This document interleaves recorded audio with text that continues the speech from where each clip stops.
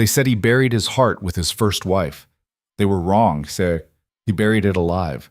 A ruined lord's daughter, a duke carved from ice and silence, a marriage built on desperation, not desire. Clara Whitmore walked into Ravencroft Manor expecting nothing but duty, and found a household drowning in grief, two little girls starving for a mother's touch, and a man so fortified behind his walls that the whole of England had stopped trying to reach him. But Clara was never the kind of woman who accepted locked doors. What happens when the most fearless heart in London is forced to share a roof with the coldest man alive? Stay with us until the very end. You will not see that final twist coming. If this story moves you, hit that like button and drop your city in the comments below. We read every single one. Now, let's begin. London, November 1847. The church was full, and yet it felt like a funeral. That was the thought that moved through Clara Whitmore's mind as she stood at the base of the stone steps of St. Bartholomew's Chapel, her white gloves already dampened at the fingertips, her bouquet of winter roses trembling, not from the cold, but from the weight of what she was about to do. Around her, the fog of a London November pressed in from every direction, swallowing the iron lampposts whole, muffling the clatter of carriage wheels on cobblestones until the city itself seemed to hold its breath. She was 23 years old. She was about to marry a man she had spoken to exactly twice. Clara. Her father's voice came from behind her. Thin, frayed at the edges the way everything about Lord Edmund Whitmore had become frayed these past 2 years. She heard the cane tap against the stone step, heard the wet catch of his breath that told her the cold was hurting his lungs again. She did not turn around immediately. She allowed herself one final moment of staring up at the chapel doors. Great slabs of ancient oak, iron-banded and indifferent, before she schooled her face into something that could pass for composure and turned. Lord Edmund Whitmore looked like a man who had been slowly erased. He had once been broad-shouldered and ruddy-cheeked, fond of fox hunts and long dinners and the sound of his own laughter. Now he was paper-thin beneath his best coat, the one that had been let out twice at the seams and still did not quite fit. His silver hair pressed flat beneath a hat that had seen too many seasons. His eyes, however, were the same pale blue that Clara saw every morning in her own mirror, and they watched her now with an expression that broke her heart quietly and completely. Guilt. It was guilt she saw there, and she could not bear it. "Papa." She took his arm before he could speak again, lacing her fingers through his elbow with the careful firmness she'd learned was the only way to stop him from apologizing. He had spent the last 6 months apologizing. She was exhausted by it, not with anger, but with the specific exhaustion of loving someone whose shame had become heavier than their own body. "You don't have to us," he began. "I know," she said. "Clara, if there were any other—" "Papa!" She squeezed his arm. Not hard. Just enough. "There isn't, and that's all right." It was not entirely all right, but it was the truth, and Clara had always preferred truth to comfort, even when the truth felt like gripping a handful of cold iron in the dark. The facts were these. Edmund Whitmore, the 14th Baron of Ashford, had lost nearly everything. Not through malice, not through vice, but through a catastrophic series of bad investments, railway schemes that collapsed, a textile mill that burned, a harvest loan that had come due the same autumn that blight took the fields.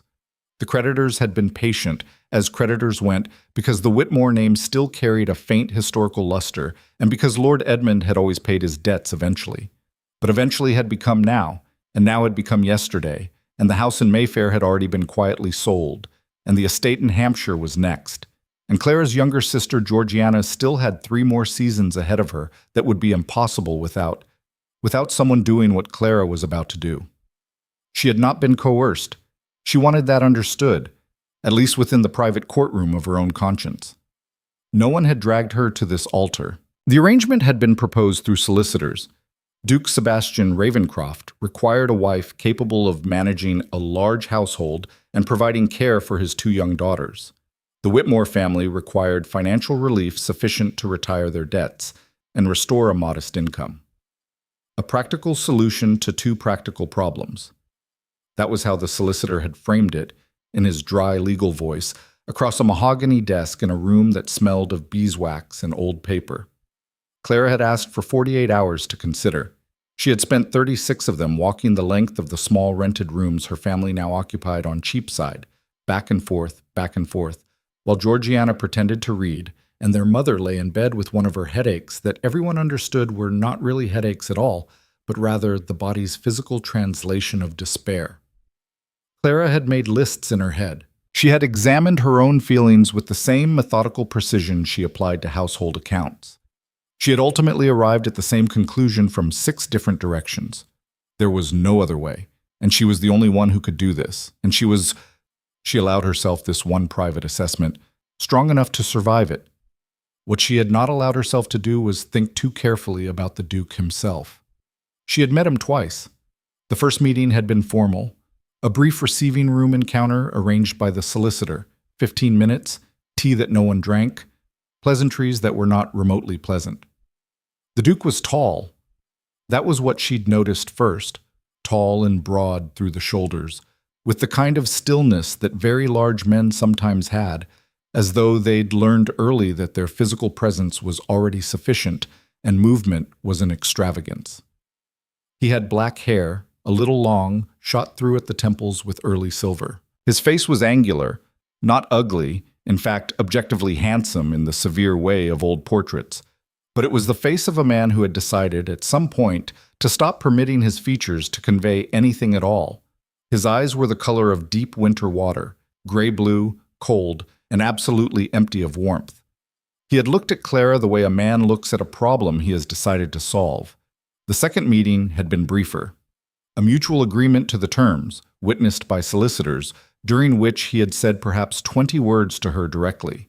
She had said perhaps 30 in return. He had not complimented her. He had not made small talk. He had reviewed the agreement with the focused efficiency of a man conducting a business acquisition, asked 2 clarifying questions about her experience managing a large household, received her answers with a single nod, and then stood to leave. At the door, he had paused. Without turning fully, he had said, "I trust you understand this is a practical arrangement, Miss Whitmore. I will treat you with respect. I expect the same in return. Beyond that, I make no promises." She had said evenly, "Nor do I, Your Grace." He had left without another word. Now standing outside the chapel doors with her father's thin arm beneath her hand and the fog closing in around the carriages, Clara thought about those gray-blue eyes and felt, not fear exactly, something more complex than fear. Something that tasted like the moment before stepping off a dock into very cold water, the knowledge that you are about to be completely submerged, and that there is no way to know, until you are already beneath the surface, whether you will come up again. She lifted her chin. She walked through the doors. The ceremony was mercifully brief. St. Bartholomew's Chapel was not a small space, but the Duke had apparently not invited many guests. A handful of men who appeared to be business associates, 2 women of middle age who sat together in the second pew and watched Clara's approach with expressions that fell somewhere between appraisal and pity, and a solicitor Clara recognized from the negotiations, who spent the entire ceremony examining his pocket watch.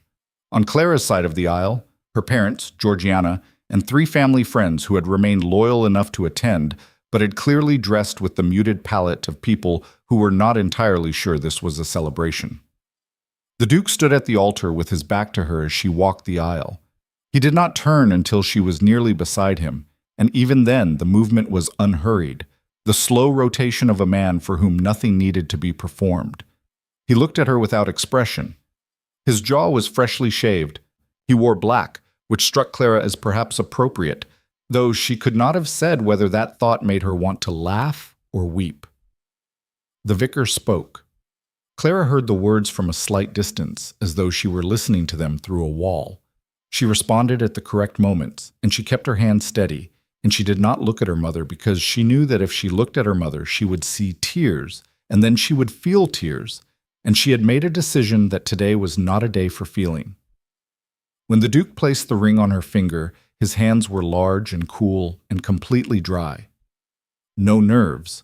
Of course there were no nerves. She doubted very much that Sebastian Ravencroft had experienced something as human as nerves since, Well, since whatever had happened with the first wife, since whatever it was that had made him into this. You may kiss the bride. He looked at her for a long moment after the vicar's words. Something passed across his face. Not emotion exactly, but the ghost of a decision being made. Then he bent toward her, and his lips touched hers. And it was precisely, perfectly, devastatingly exactly what she had known it would be. Cold, formal. A closed-mouth press of lips that lasted perhaps 2 seconds and communicated, with brilliant efficiency, that this was a transaction being completed rather than a marriage being begun. When he pulled back, his face was as composed as if he had merely shaken hands with a new business partner. But then, and Clara would think about this moment many times in the weeks to come, he leaned in slightly, barely an inch, and spoke against her ear, low enough that only she could hear. You are a duchess now, Miss Whitmore. You will have comfort, security, and my name. Do not expect my heart. It is no longer available. She had prepared herself for something like this. She had told herself, in those 36 hours of walking and thinking and list-making, that she was prepared for coldness, for distance, for the particular cruelty of being treated like a piece of furniture in one's own marriage. She had told herself she was strong enough. She had told herself all of that. But something about hearing it said out loud, so cleanly, so absolutely, with such total certainty, sent a current through her chest that she had not anticipated. Not grief, not rage, something quieter, something that felt, in the moment, almost like defiance. She turned her face just enough so that her voice, equally quiet, equally controlled, went only to him. My name, she said, is Clara, and I did not come here for your heart, your grace. I came here to run your household and care for your children, but I will warn you now. I do not do things by half measures. Whatever I take on completely. Even this. A pause, barely a breath in length. And walls, she added, almost to herself, are only as permanent as the people who stop testing them. She felt, rather than saw, something happen in the stillness beside her. A fractional change in the quality of his silence. Not softening. Nothing that benign, more like recalibration, as though she had said something he had not been expecting, and his systems had needed a brief moment to account for the variable. Then the organ began to play, and they walked back down the aisle together, and Clara's face was entirely composed, and the Duke's face was entirely composed, and they looked to anyone watching like two people who had gotten exactly what they expected. Ravenscroft Manor was 4 hours from London by carriage, situated in the grey-green flatlands of the Yorkshire border country, and it announced itself from a full mile away. It was not the size of it that struck Clara first, though the size was considerable, a vast stone edifice of Jacobean construction, 4 stories of mullioned windows and lichened cornices rising from formal grounds that had been, she suspected, quite magnificent once, and had since settled into a kind of frozen dignity. The topiary uncut, the fountain in the entrance court dry and rimmed with dead leaves. It was not even the silence of the place, though the silence was enormous. The carriage wheels hushing to nearly nothing on the long gravel approach, the birds absent, the wind laying down as if by instruction. What struck her first was the light, or rather the absence of it. Every curtain on the front face of the manor was drawn. Every window was a rectangle of darkness.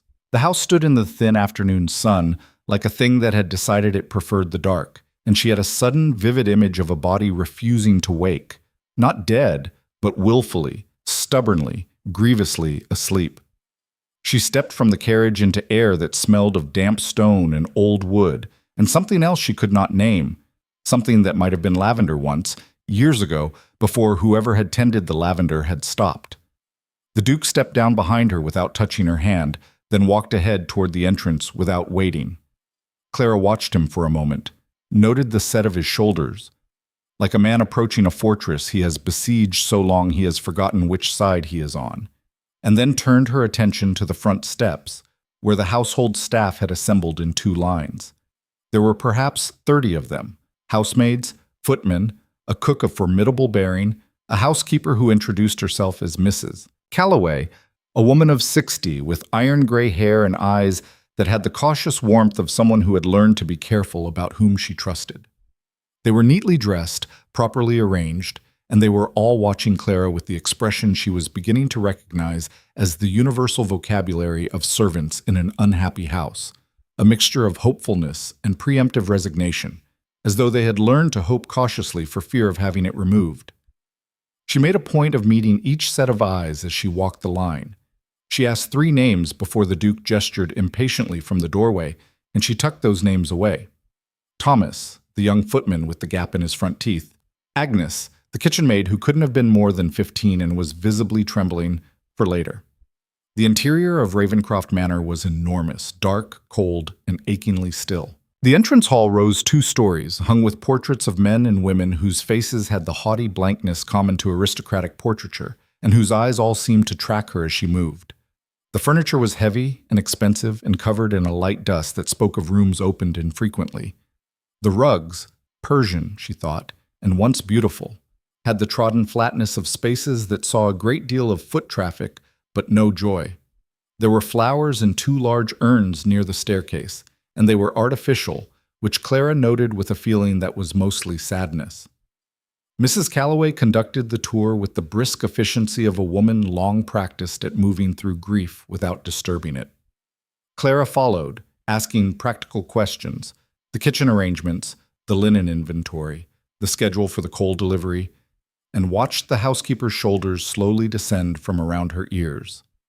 By the time they reached the upper corridor, Mrs. Calloway was answering with something approaching real candor. "The house has not been quite itself," the housekeeper said carefully, pausing beside a door at the end of the corridor, "since the late Duchess passed. That would be 18 months ago this winter."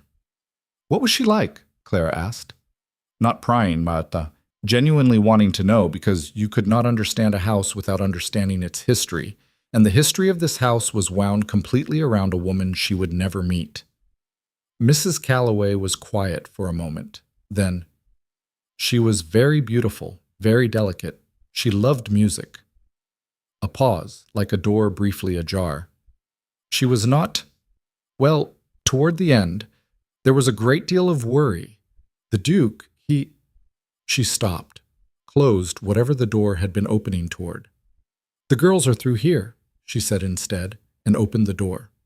Clara followed her in. The nursery was a large, pleasant room, or would have been pleasant if anyone had bothered to make it so. It had high windows that were currently curtained, a fireplace with a fire that had been laid but not lit, bookshelves filled with books arranged with rigid geometric precision and clearly unread, and 2 small figures seated at a table in the center of the room, doing lessons. They looked up when the door opened. Eliza Ravencroft was 7. She had her father's black hair and her father's precise, assessing gaze, and she held a pencil in her small fist with an attention to posture that made Clara's chest tighten. This was a child who had learned very young that the way to survive in a cold house was to be very, very correct. Rose Ravencroft was 5, and quite different. Where Eliza was contained, Rose was very obviously straining at containment, round-cheeked, wide-eyed, with a tangle of dark curls escaping from braids that had clearly been redone at some point today under some duress. She looked at Clara with the frank, unguarded assessment that only very young children and very honest adults ever managed, and then she did something that Clara had not expected. She slid from her chair and walked directly to Clara and said, in a small but entirely decided voice, "Are you going to stay?" The governess, a rigid woman of 40 introduced as Miss Prentice, made a sharp noise of reproof from her corner. "Rose, return to your seat. Ladies do not—" "Are you?" Rose said again, ignoring this entirely, her eyes fixed on Clara with an intensity that belied her 5 years. Clara crouched down, fully, unhesitatingly, without consideration for her dress, so that she was at eye level with the child. Rose blinked, apparently surprised by this. "Yes," Claire said, "I'm going to stay." Rose considered this with the gravity of a small judge weighing evidence. Then she nodded, once, as though something important had been decided. "Good," she said. The last one didn't. "Rose," Miss Prentice began again. "She's not wrong," Eliza said, very quietly from the table. She had not moved from her chair. She was watching Clara with those precise dark eyes, pencil still in hand, posture still perfect. The governess before Miss Prentice lasted 3 weeks. Eliza, Miss Prentice said sharply. I'm simply being factual, Eliza said, with an evenness that was both impressive and heartbreaking. It is a fact. Clara looked from Rose, who was still standing in front of her, apparently content to remain in close proximity until instructed otherwise, to Eliza, who was watching her from behind careful defenses assembled with the limited materials available to a 7-year-old.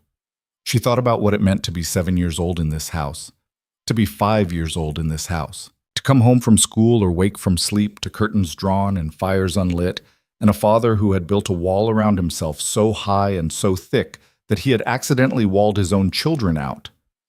You're right, Clara said to Eliza gently. It is a fact. And here is another fact. I am a person who, when I decide to stay somewhere, stays. She let that settle for a moment, then added simply, I'm glad to meet you both. Eliza said nothing, but the pencil in her hand lowered fractionally. The posture remained correct. The eyes, however, shifted, almost imperceptibly, but Clara caught it, from assessing to something that was not quite trust, but was perhaps the soil in which trust might eventually be grown. That, Clara decided, would do for a first meeting. But the first dinner was a study in formalized silence.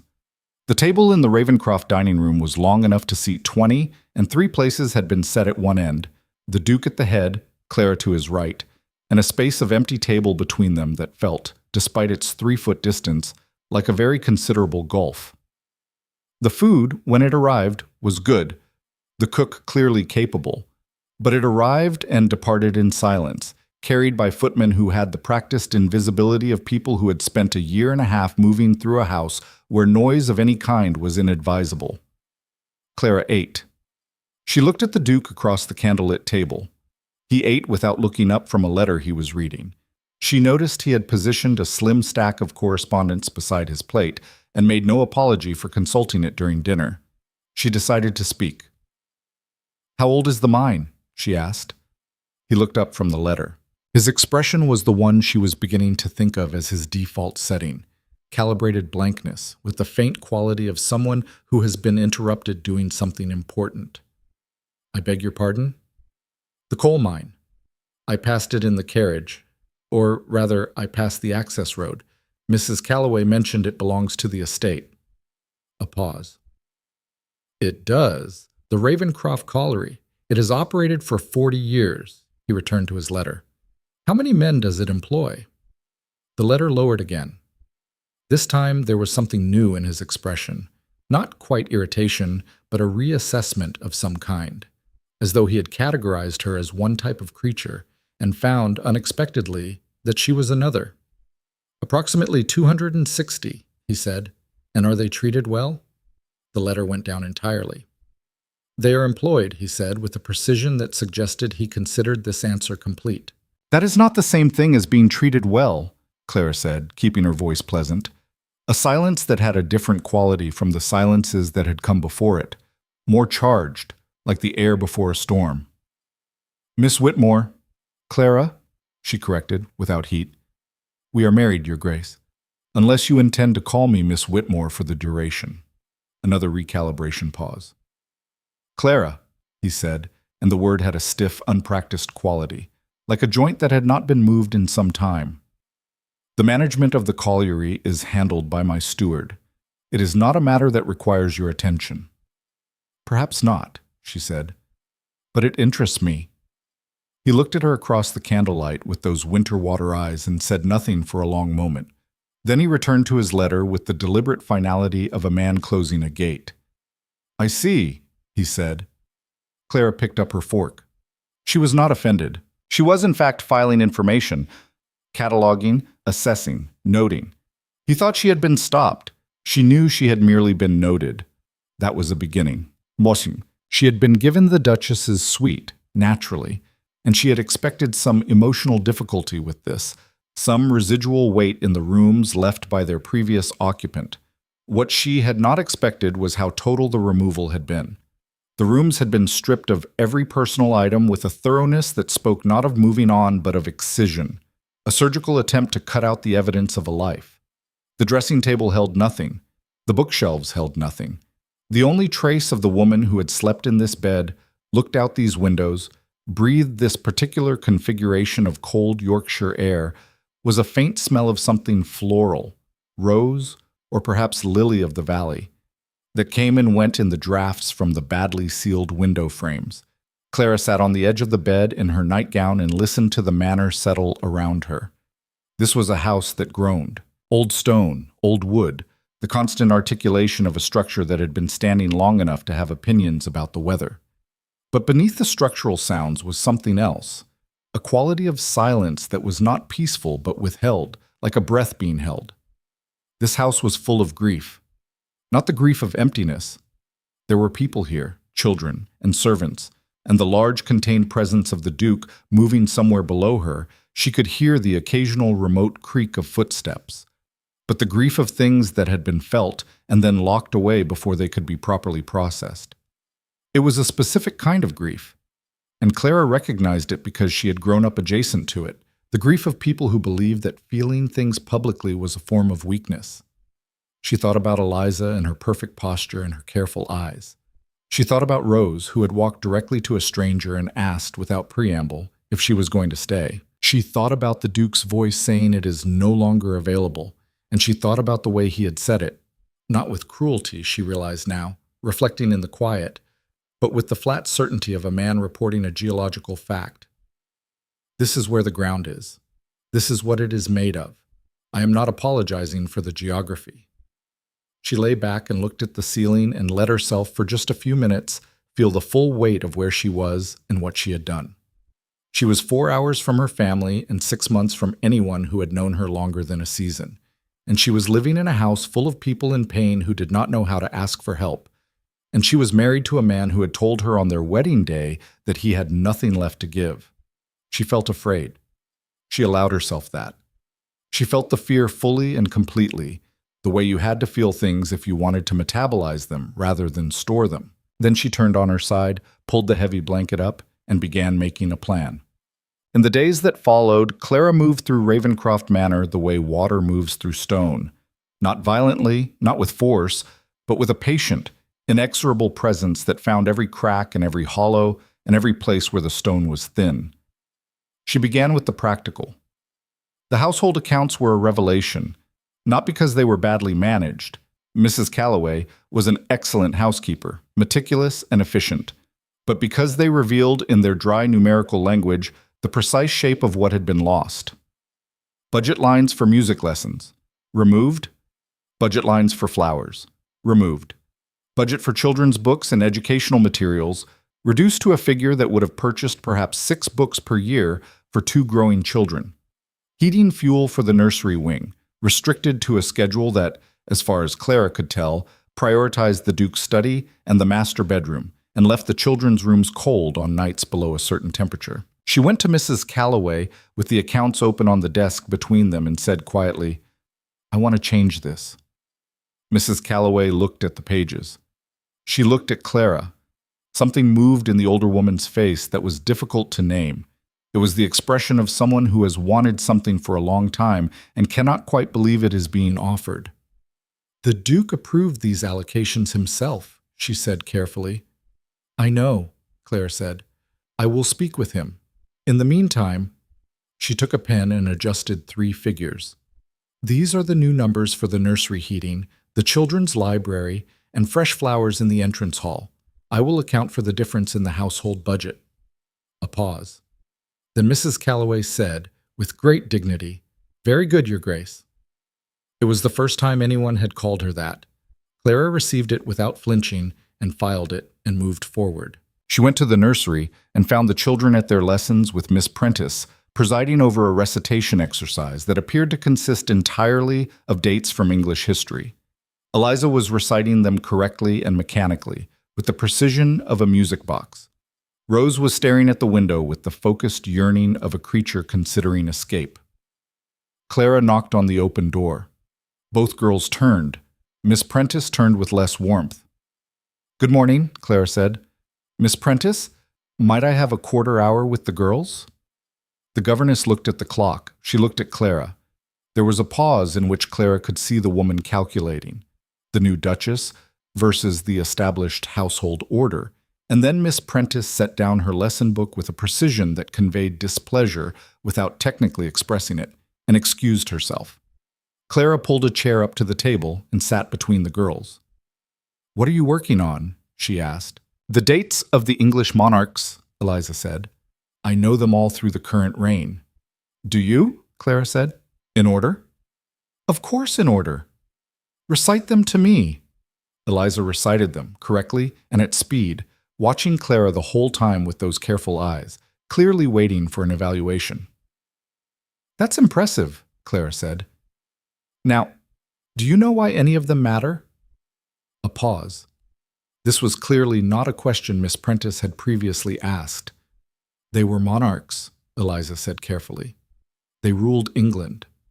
"Some of them did," Clara said. "Some of them ruled well, and some of them ruled terribly, and some of them changed everything, and some of them changed nothing at all. Dates are just numbers, stories are what make things real." She looked at Rose, who had transferred her window yearning to Clara and was now listening with both hands flat on the table and her whole body leaning slightly forward. "Would you like a story?" "Yes," Rose said immediately. Eliza's pencil was down. "What kind of story?" she asked, with the studied casualness of a person who is interested but has decided to be careful about showing it. Clara thought for a moment. "The kind with a woman who did something everyone said was impossible," she said, and then did it anyway. She told them about Boudica, warrior queen of the Iceni, who led her people against the Roman occupation not with refinement or strategy handed down by men above her, but with fury and will, and the certainty that some things were worth burning the world down to protect. She told it as she had always told stories, leaning forward, voice shifting, the past arriving in the present tense. And she watched Rose's mouth drop open in a circle of delight, and watched Eliza's posture, gradually, incrementally, like ice melting at a rate you couldn't see directly, begin to release. When she finished, Rose said, "I want to be a warrior queen." "You might be," Clara said. "Miss Prentice says ladies don't—" "Miss Prentice is right that there are things ladies don't do in this particular society at this particular time," Clara said carefully. "But the world changes, and the women who change it are usually the ones who started by refusing to accept that it couldn't." She paused. "For now, perhaps we start with something small. What would you most like to learn that no one has taught you yet?" Rose didn't hesitate. "Climbing trees?" Eliza said very quietly. "Mathematics. Real mathematics. Not the adding up household sums kind. The real kind." Clara looked at both of them. She nodded. "Both of those," she said, "are excellent answers." The confrontation with the Duke came on the 5th day. She had been expecting it. She had in fact been moving toward it deliberately, a slight but persistent pressure, like a tide coming in, because she understood intuitively that the question of whether she was going to be able to create any real change in this house depended entirely on whether the Duke decided to treat her as a convenience or as a person, and that distinction would have to be established and established clearly. It happened in his study. She had knocked. He had said, after a pause, to come in. He was seated behind a desk that was monumental in scale and covered with the organized chaos of a man managing significant interests, papers in precise stacks, ledgers open, a map with notations in the margins pinned to the side wall. He was in his shirt sleeves, which suggested either that he had been working for some time or that he had decided her visit did not warrant the formality of his coat. She chose to read it as the former. "I have modified several household budget allocations," she said, without preamble, because preamble with this man was something she had already assessed as counterproductive. Specifically, the nursery heating schedule, the children's library fund, and the standing order for fresh flowers. He looked up from the paper he was reading. His expression did not change, but something in his eyes moved. A quick, assessing flicker. "You did not consult me," he said. "No," she agreed. "I used my discretion as the manager of your household, which I believe was among the capabilities you contracted for when this arrangement was made." She kept her voice entirely level. "The changes are within the existing budget. I have not spent money that was not allocated. I have simply redistributed it. The previous allocations were made for reasons." I don't doubt it. I would like to understand those reasons. A pause. He set the paper down. The nursery heating was restricted because the previous Duchess believed warm rooms made children sluggish. The previous Duchess, Clara said carefully, is not here. The silence that followed this was of a different quality entirely. It did not crackle exactly, but it had weight, the weight of a thing that could become dangerous if pressed too hard. She watched his face and saw something move in it, not anger, though anger was the shape it first tried to take. Something beneath the anger, something that was really pain-wearing anger as a coat. She did not press it. She had not come here to wound. Your daughters are cold at night, she said simply, and she let her voice be what it was, direct and genuine, not performing concern but actually feeling it. They are 7 and 5. They should be warm when they sleep. The Duke looked at her for a very long moment. Then he picked up his pen and said, Make whatever changes you see fit for the nursery. Clear the other expenditures through me before implementing them. It was not a capitulation, it was a negotiation. The opening of a channel that had not previously existed. Clara understood the difference and valued it accordingly. Of course, she said. Then, there is one more thing. He looked up again. I intend to visit the colliery this week. I would like to understand the full scope of the estate's operations. A pause so significant it was almost architectural. The colliery, he said, is not part of the household. No, she agreed, but it is part of Ravencroft. And I intend, she said, with the calm finality she had used when talking to Rose about warrior queens, to understand everything that is part of Ravencroft. He held her gaze. She held his. It was the Duke who looked away first. Not in defeat, she thought, but in the manner of a man who has encountered something he had not adequately planned for and requires more time to process it. Take Thomas with you, he said to his paper. The head man at the colliery is called Briggs. He'll answer your questions. She left without saying thank you. Thank you would have suggested she had been asking permission. She had not been asking permission. As she walked down the corridor toward the staircase, she was aware of something happening in her chest. Not triumph, which was too loud an emotion for this house, but something quieter and steadier. Something that felt, if she was honest, like the very first vibration of a wall beginning to crack. She had told him walls were only as permanent as the people who stopped testing them. She had not stopped. She had not even properly begun.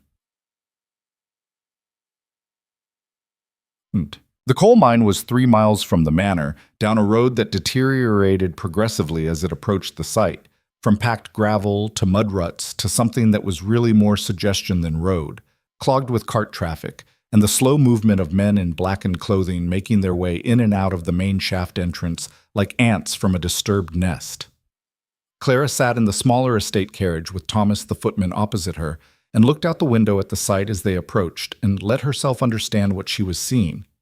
It was not the worst colliery she had ever heard described. She had read enough social pamphlets and reformist literature in her father's library in the years before the library had to be sold, to have some vocabulary for the particular vocabulary of industrial misery. But it was not good. The men moving in and out of the shaft entrance were thin, many of them.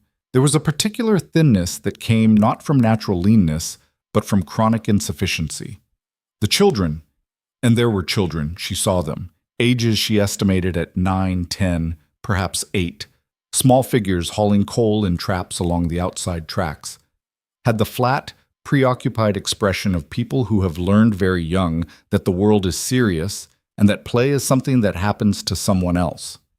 There was a company building near the entrance, a low stone structure with a small window, and outside it, a man who could only be Briggs, large, 50-ish, weather-browned, with the cautious authority of someone who has run something difficult for a long time and is perpetually defensive about how he has done it. He looked at the Ravencroft carriage with an expression of moderate surprise. He looked at Clara stepping from it with an expression of greater surprise. He recovered quickly, tucking the surprise away, and came forward with a practiced deference. "Your Grace," he said. "We weren't expecting, that is—" "I know," Clara said pleasantly. "I prefer not to be expected. It tends to produce more accurate information." She shook his hand. He blinked at this, clearly not having anticipated a handshake from a duchess, and said, "I would like to see the operation, all of it." She spent 2 hours there. What she found confirmed what she had suspected and added several things she had not. The ventilation in the main shaft was dangerously inadequate. She could see it in the coughs of the men who emerged, in the redness of their eyes, in the way Briggs himself unconsciously turned away from the shaft entrance when the wind shifted. The children she'd seen were classified in the pay ledger, which Briggs reluctantly produced as trap boys, responsible for opening and closing ventilation doors inside the shaft, and their wages were 18 pence per week for shifts of 12 hours. 18 pence per week, 12-hour shifts, children who should have been in school or climbing trees. She kept her face composed during the tour. She asked questions in a practical, administrative tone. Production figures, accident records, maintenance schedules. Briggs answered them with diminishing guardedness as he apparently concluded that she was not going to cry or faint, both of which he had perhaps been expecting. By the end, he was answering with something approaching candor. "And the ventilation?" she asked as they stood outside the shaft entrance again. Briggs looked at the shaft. He looked at Clara. "It's adequate," he said, with the particular hesitation of a man telling a truth he knows is incomplete. "Adequate," Clara repeated pleasantly. "The Duke, His Grace, he's aware of the concerns." "Yes," Clara said. "I imagine he is." She turned to face Briggs directly. "What would it cost to install a proper ventilation shaft? I'm not asking for an exact figure, a rough estimate." Briggs blinked. That's a capital improvement, Your Grace. That would need to go through the Duke's." "Yes," she said again. "I understand. What would it cost?" A pause. "Roughly 300 to 400 pounds, depending on the engineering." "And what does a ventilation failure cost, in human terms?" The silence was very complete. "Give me the figure," she said quietly, "when you have it. I'll make sure the right people have that information." She returned to the carriage. Thomas helped her in. On the drive back to the manor, she sat with her hands folded in her lap and her eyes on the gray Yorkshire sky and thought about Eliza's mathematics, the real kind, not the household sums kind, and thought about the cost of a ventilation shaft versus the cost of a collapsed one. And she thought about those children with their flat eyes and their 18 pence per week, and she thought about a duchess who was not supposed to have opinions about coal mines. Good, she thought. They hadn't been expecting her to have opinions about coal mines. They weren't expecting a great many things. She was only just beginning. Ravencroft Manor looked different in the evening light as the carriage turned up the drive. Or perhaps she was different. She had been out in the world and breathed different air and seen things that had made her blood move faster, and the house was the same cold stone it had always been, but she was bringing something back to it that it was not accustomed to.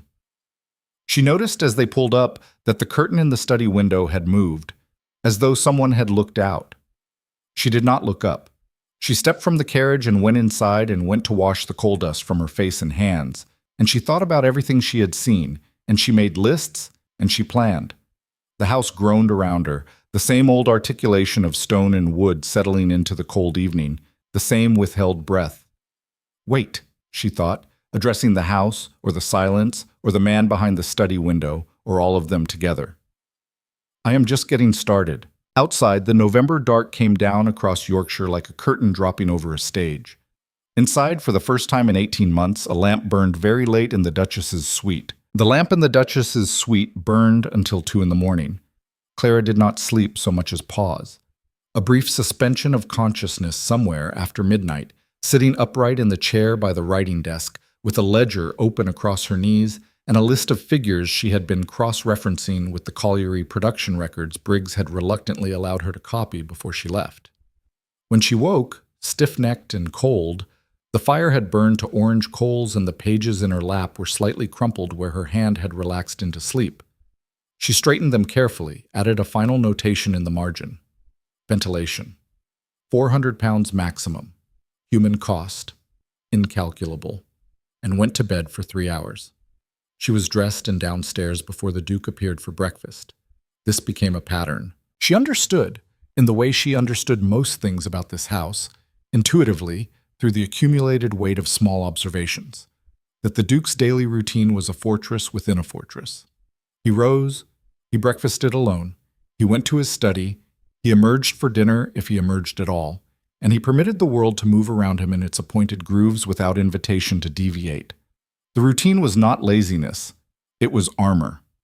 A man who controlled exactly what each hour required of him was a man who could not be ambushed by emotion, and she recognized this because she had once, in a much smaller way and much shorter duration, tried to do the same thing herself after her mother's first collapse and before her father had told her the full truth of their financial situation. She had lasted 11 days before she'd understood that armor you can't take off eventually becomes a cage. She did not try to dismantle the Duke's routine. She simply preceded it. By the time he came down for breakfast on the 6th morning, she had already spoken with Mrs. Calloway about the week's menus, reviewed the delivery schedules for winter coal to the tenant cottages on the estate's south parcel, and written 2 letters, one to a mechanical engineer in Leeds, whose name she had found in a pamphlet on colliery safety, and one to her sister Georgiana, which contained nothing more alarming than news of the Yorkshire weather and a request that Georgiana send Clara's copy of Mrs. Marset's Conversations on Chemistry, which she had left behind in the move and which she intended to give to Eliza. The Duke sat at the head of the table. Clara sat to his right. The footman poured coffee. Outside the tall dining room windows, the November morning pressed its gray face against the glass. "You wrote to someone in Leeds," the Duke said, without looking up from his plate. Clara set down her cup. "Yes," she said. "The estate's mail passes through my secretary." "I know," she said pleasantly. A pause in which he appeared to be deciding something. "May I ask the nature of the correspondence?" "An engineer," she said. "I'm seeking an estimate for improving the Ravencroft Colliery's ventilation system." The fork in his hand did not stop moving, but it slowed, just fractionally. "You visited the colliery 4 days ago," he said. "You have already formed conclusions about its engineering requirements." "I formed observations," she said. "I'm seeking expert information before presenting you with conclusions. That seemed the more rigorous approach." He ate in silence for a moment. The fire in the dining room grate popped once, loudly, and settled. "You are not," he said, very carefully, "what I anticipated." Clara looked at him across the table. In the morning light, the thin gray-silver light of an overcast Yorkshire morning, his face was different than it was by candlelight, less sculptural somehow, more human. The lines around his mouth that could have been severity could equally have been something else. The residual markings of a person who had, at some point, spent considerable time in pain. "What did you anticipate?" she asked. He met her eyes. He appeared to consider the question, which surprised her. She had expected deflection, not consideration. "Someone quieter," he said finally. She held his gaze. "I'm sorry to disappoint you." Something happened in his expression that was so brief and so unexpected that she nearly missed it. The absolute ghost of something that was not quite a smile but occupied the same general geography. Gone before it fully formed, like a word that decides not to be spoken. He returned to his plate. "You haven't disappointed me," he said, to his breakfast. "I haven't decided what you've done." Clara picked up her coffee cup. "Take your time," she said. The letter from Leeds arrived 12 days later, and its contents were both more and less than she had hoped for. The engineer, a Mr. Harwell, who wrote in the clipped, practical prose of a man allergic to unnecessary words, confirmed that the primary shaft ventilation at any operation of the Ravencroft colliery's size and depth required a secondary furnace-driven upcast shaft, which he could install for £380, with work beginning in spring and completion by midsummer. He also noted, without drama and in the same spare language, that he had reviewed her description of the current conditions with concern and suggested that continued operation without improvement carried what he called a non-trivial risk of catastrophic failure. Non-trivial risk of catastrophic failure. She sat with that phrase for a moment. In the small morning room she had begun using as an office. It was lighter than the study and closer to the nursery, and she let it do what it needed to do. 260 men going underground every day beneath a non-trivial risk of catastrophic failure for wages that were barely sufficient to keep them fed, under conditions that were shortening their lives by degrees even on the days nothing went catastrophically wrong. She wrote back to Mr. Harwell with a request for full specifications and a schedule, and then she went to find the Duke. He was in his study, as he usually was at that hour, and he was in his shirt sleeves again, and this time there was also a gentleman with him, a man of about 50 with side whiskers and the prosperous, well-maintained look of a political figure, seated across the desk from the Duke with papers between them. Clara knocked. The Duke looked up. The gentleman with the side whiskers turned with an expression of mild surprise that sharpened, when he took in Clara, to something considerably less mild. This was the look she was beginning to understand was the default expression of men in this world when they encountered her in spaces they considered theirs. A rapid recalibration followed by the careful construction of polite condescension, as though they were deciding in real time how to pat her on the head without technically touching her. "Clara," the Duke said. The name still had that slight stiffness, but less than it had in the beginning. "This is Lord Aldgate. We are in the middle of—" "I apologize for the interruption," she said, without retreating from the doorway.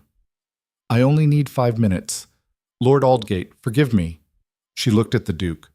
"The engineer's report has arrived." A pause. "Leave it with my secretary.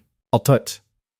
The engineer describes the current ventilation conditions as carrying a non-trivial risk of catastrophic failure, she said. She kept her voice level and professional.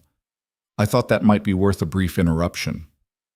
The quality of silence in the room changed. Lord Aldgate shifted in his chair with the subtle motion of a man who is deciding whether to be a witness or to make himself absent. The Duke set his pen down. His eyes went to her and stayed there, and she watched him absorb the phrase.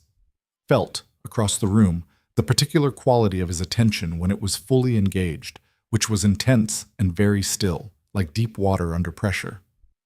"You are certain?" he said. "The letter is here," she said, and held it out. "His full specifications are requested. The cost is £380. He can begin in spring." The Duke was quiet for a long moment. Then he stood, crossed the room, and took the letter from her hand. Their fingers did not touch, but the transfer was close enough that she was aware of the warmth of him, the actual physical warmth, which felt faintly startling in a man she had mentally categorized as cold. He read the letter. His face showed nothing, but the pace of his reading slowed at the paragraph she had referenced. He read it again. "Tell Mr. Harwell to come to Ravencroft at his earliest convenience," he said. "I will see him myself." It was not an apology for having dismissed her concerns over breakfast 3 weeks ago. It was not an acknowledgement that she had been right. But it was what it was, and what it was something. "I'll write this afternoon," she said. She left without waiting to see how the conversation resumed behind her, and she was halfway to the staircase when she heard behind her Lord Aldgate's voice carrying from the study in the muffled, carrying way of a man who does not consider women worth the effort of true discretion. "Formidable creature, Ravencroft. Wherever did you find her?" She did not hear the Duke's response. She walked up the stairs with her shoulders straight and her chin level, and her hands, which she had kept folded and still through the entire encounter, finally allowed to close into brief, quiet fists at her sides. Formidable creature? She had been called worse things in her life. She had been called an overreaching charity case by 2 of the women she'd spotted at the wedding as she'd passed a partially open parlor door at a social call she'd been obligated to attend the previous week. She had been called inappropriately bold by Miss Prentice, who had gone to the Duke with a complaint about Clara's alterations to the nursery schedule, the story hours, the tree climbing lessons she had begun taking the girls on during their afternoon exercise, the mathematics text she had ordered for Eliza. The Duke had not, as far as Clara could tell, responded to Miss Prentice's complaint in any way, but neither had he told Clara about it, and she had learned of it through Thomas, who had the useful quality of being both loyal and unobtrusive. She had been told by Mrs. Aldgate at that same obligatory social call that it was admirable of her to take such an interest in the household, with the particular intonation that made admirable mean its opposite. None of it stopped her. She had grown up in a house where the alternative to action was slow drowning, and she had internalized early and thoroughly that the opinion of people who were comfortable was not a useful measure of what was necessary. What she had not entirely prepared herself for was how lonely it was. Not in the simple sense, she was rarely without company. The children occupied her mornings, the household occupied her afternoons, and the evenings, when she was not writing letters or reviewing accounts, she spent in the library, which was the one room in Ravencroft Manor that had not been entirely frozen by grief, perhaps because books are stubborn things and resist the atmosphere of their surroundings, but lonely in the specific way of a person who is moving through a world that does not yet see them clearly, who is performing every day in a theater where the audience has not yet decided whether to watch. She and the Duke shared dinners, and the dinners were improving. That was the honest truth of it. He had stopped reading correspondence at the table by the second week, whether as a concession to civility or because her habit of asking questions made it impractical to divide his attention. She couldn't be sure, and she didn't ask. They talked about the estate, they talked about the political situation.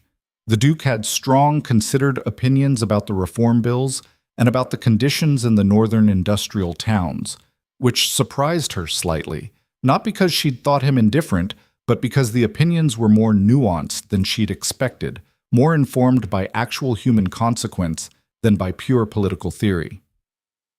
He knew things about the lives of working men that a duke who spent his days purely in the company of other dukes would not have known. She filed that away. She filed everything.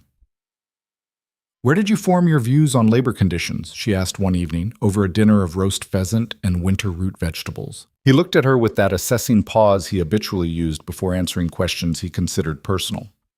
"My father took me to the mills when I was 8, he said. He owned 2. He wanted me to understand where the money came from." "And what did you understand?" "That it came," he said, "from places that had been carefully arranged so that I would never have to see them." Clara was quiet for a moment. Outside the windows, the wind was building. She could hear it pressing against the stone walls, testing the gaps in the old mortar, making the curtains shift minutely in currents too subtle to feel directly. "Is that why you haven't improved the colliery yourself?" she asked. "Because you already know what you'd see?" He looked at his plate. A muscle moved in his jaw. "I told myself I would address it in the spring." "You told yourself that last spring," she said. A silence with edges to it. Not anger, precisely. More like the sharp air around the edge of something that could become anger if she pressed further. She didn't press further. She let the silence do its work. "Yes," he said at last. "I did."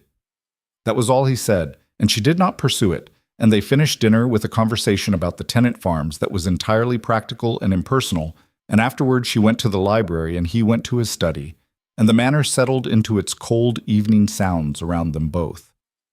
But something had shifted, imperceptibly. The way light shifts in a room when a single curtain is partially drawn back, you couldn't say exactly when the change had happened, only that the room was fractionally brighter than before. December arrived and brought with it the full weight of a Yorkshire winter, gray skies that seemed to lower daily, a cold that came in off the moors like a living thing and found every inadequacy in the manor's aging windows and doors, and a particular quality of darkness in the late afternoons that settled over the stone corridors like a held breath. The servants moved more quietly in winter. The house contracted around its own warmth. Clara ordered the Christmas decorations brought down from the attic. Mrs. Calloway received this instruction with an expression of cautious joy, followed immediately by anxiety. "Your Grace, in previous years the Duke has not, that is, he's preferred—" "I know," Clara said. "Where are the decorations stored?" They were in trunks in the east attic, and they had not been opened in 2 years. Clara went up herself, with Thomas and one of the housemaids, and spent an afternoon sorting through them. Greenery forms, candle holders, a set of glass ornaments wrapped in tissue paper that clinked softly against each other as she lifted them out one by one and held them to the small attic window where the thin winter light caught them and threw colored shadows across the floorboards. She brought them all down. She said nothing to the Duke about her plans. She did not ask permission. She directed Thomas and 2 footmen in the draping of greenery along the main staircase banister and the arrangement of candles in the entrance hall, and she had the housemaids place holly and ivy in ceramic pots along the dining room window sills, and she brought the girls down from the nursery with their afternoon lessons concluded and set them to work threading dried orange slices and rose hips onto ribbon, which Rose approached as a sacred calling, and Eliza approached with the methodical precision she applied to everything, but with a brightness in her eyes that was new and wonderful to see. "We did this before," Rose said, threading an orange slice with the concentration of a surgeon. "Before, Mama." "I know," Clara said.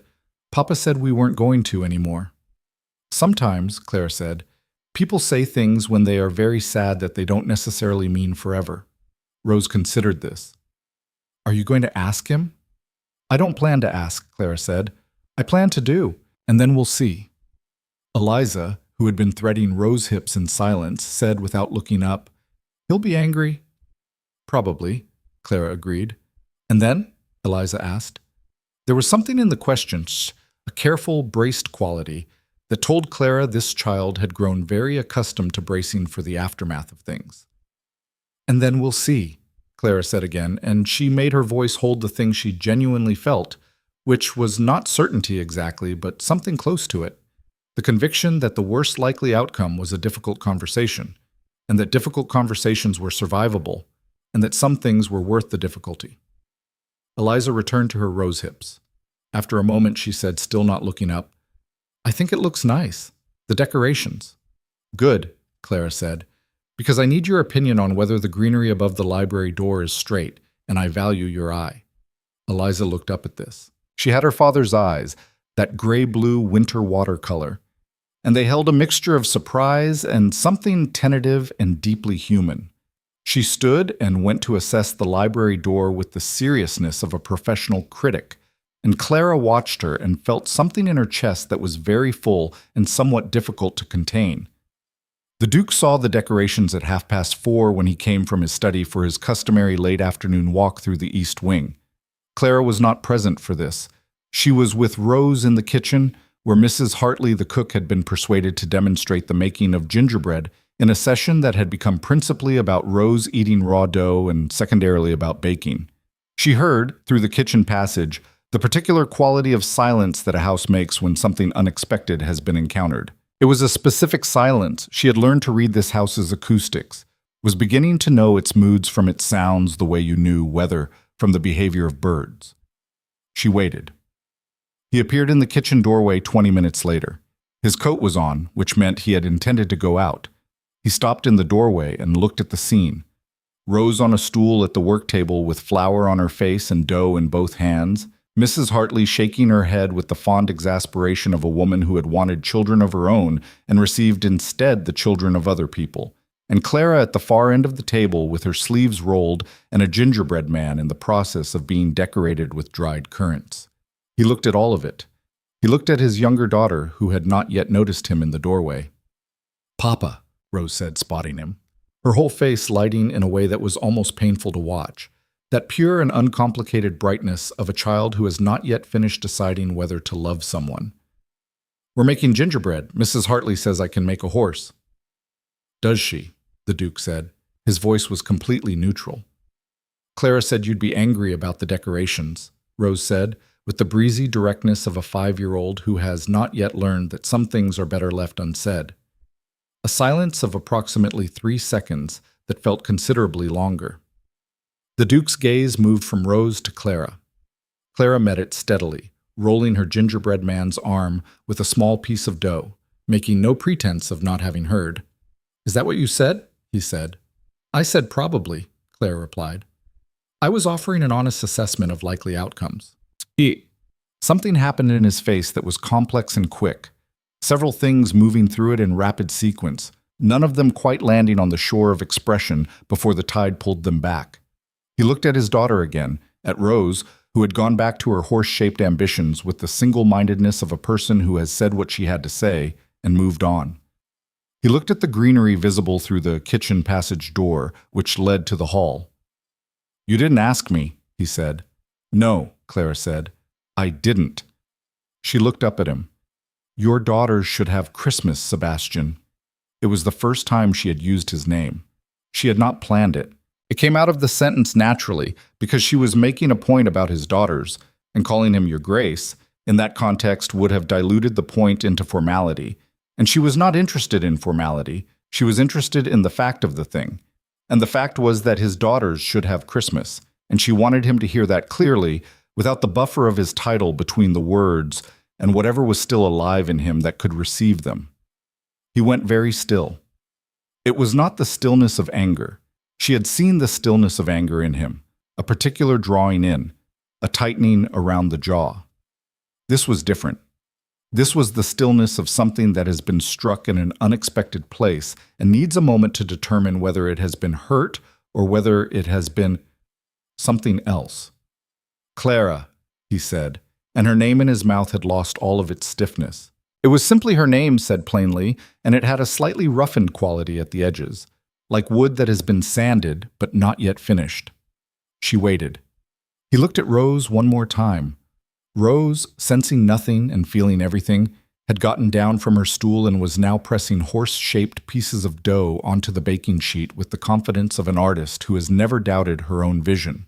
The kitchen was warm. The smell of ginger and cinnamon was generous and specific and old, the smell of the season doing what it had always done, regardless of whether the people in the room were ready for it. The Duke said, "Don't move the portrait above the mantelpiece in the entrance hall. She didn't like—" He stopped. A breath. She didn't like having anything near it. It was a particular preference.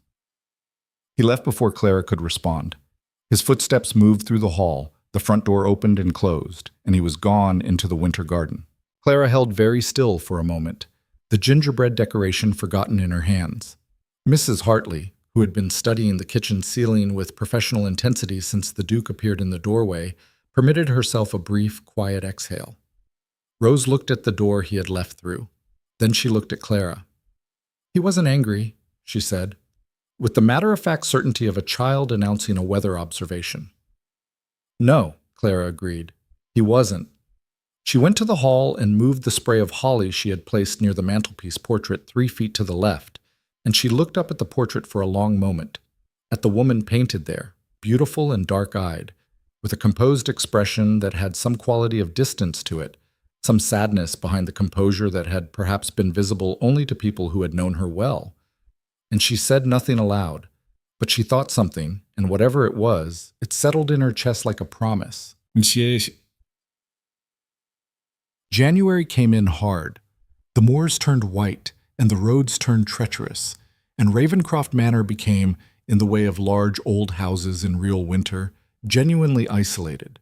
The deliveries sporadic, the post arriving in batches every few days rather than daily, the world beyond the estate reduced to rumor and the distant sound of weather.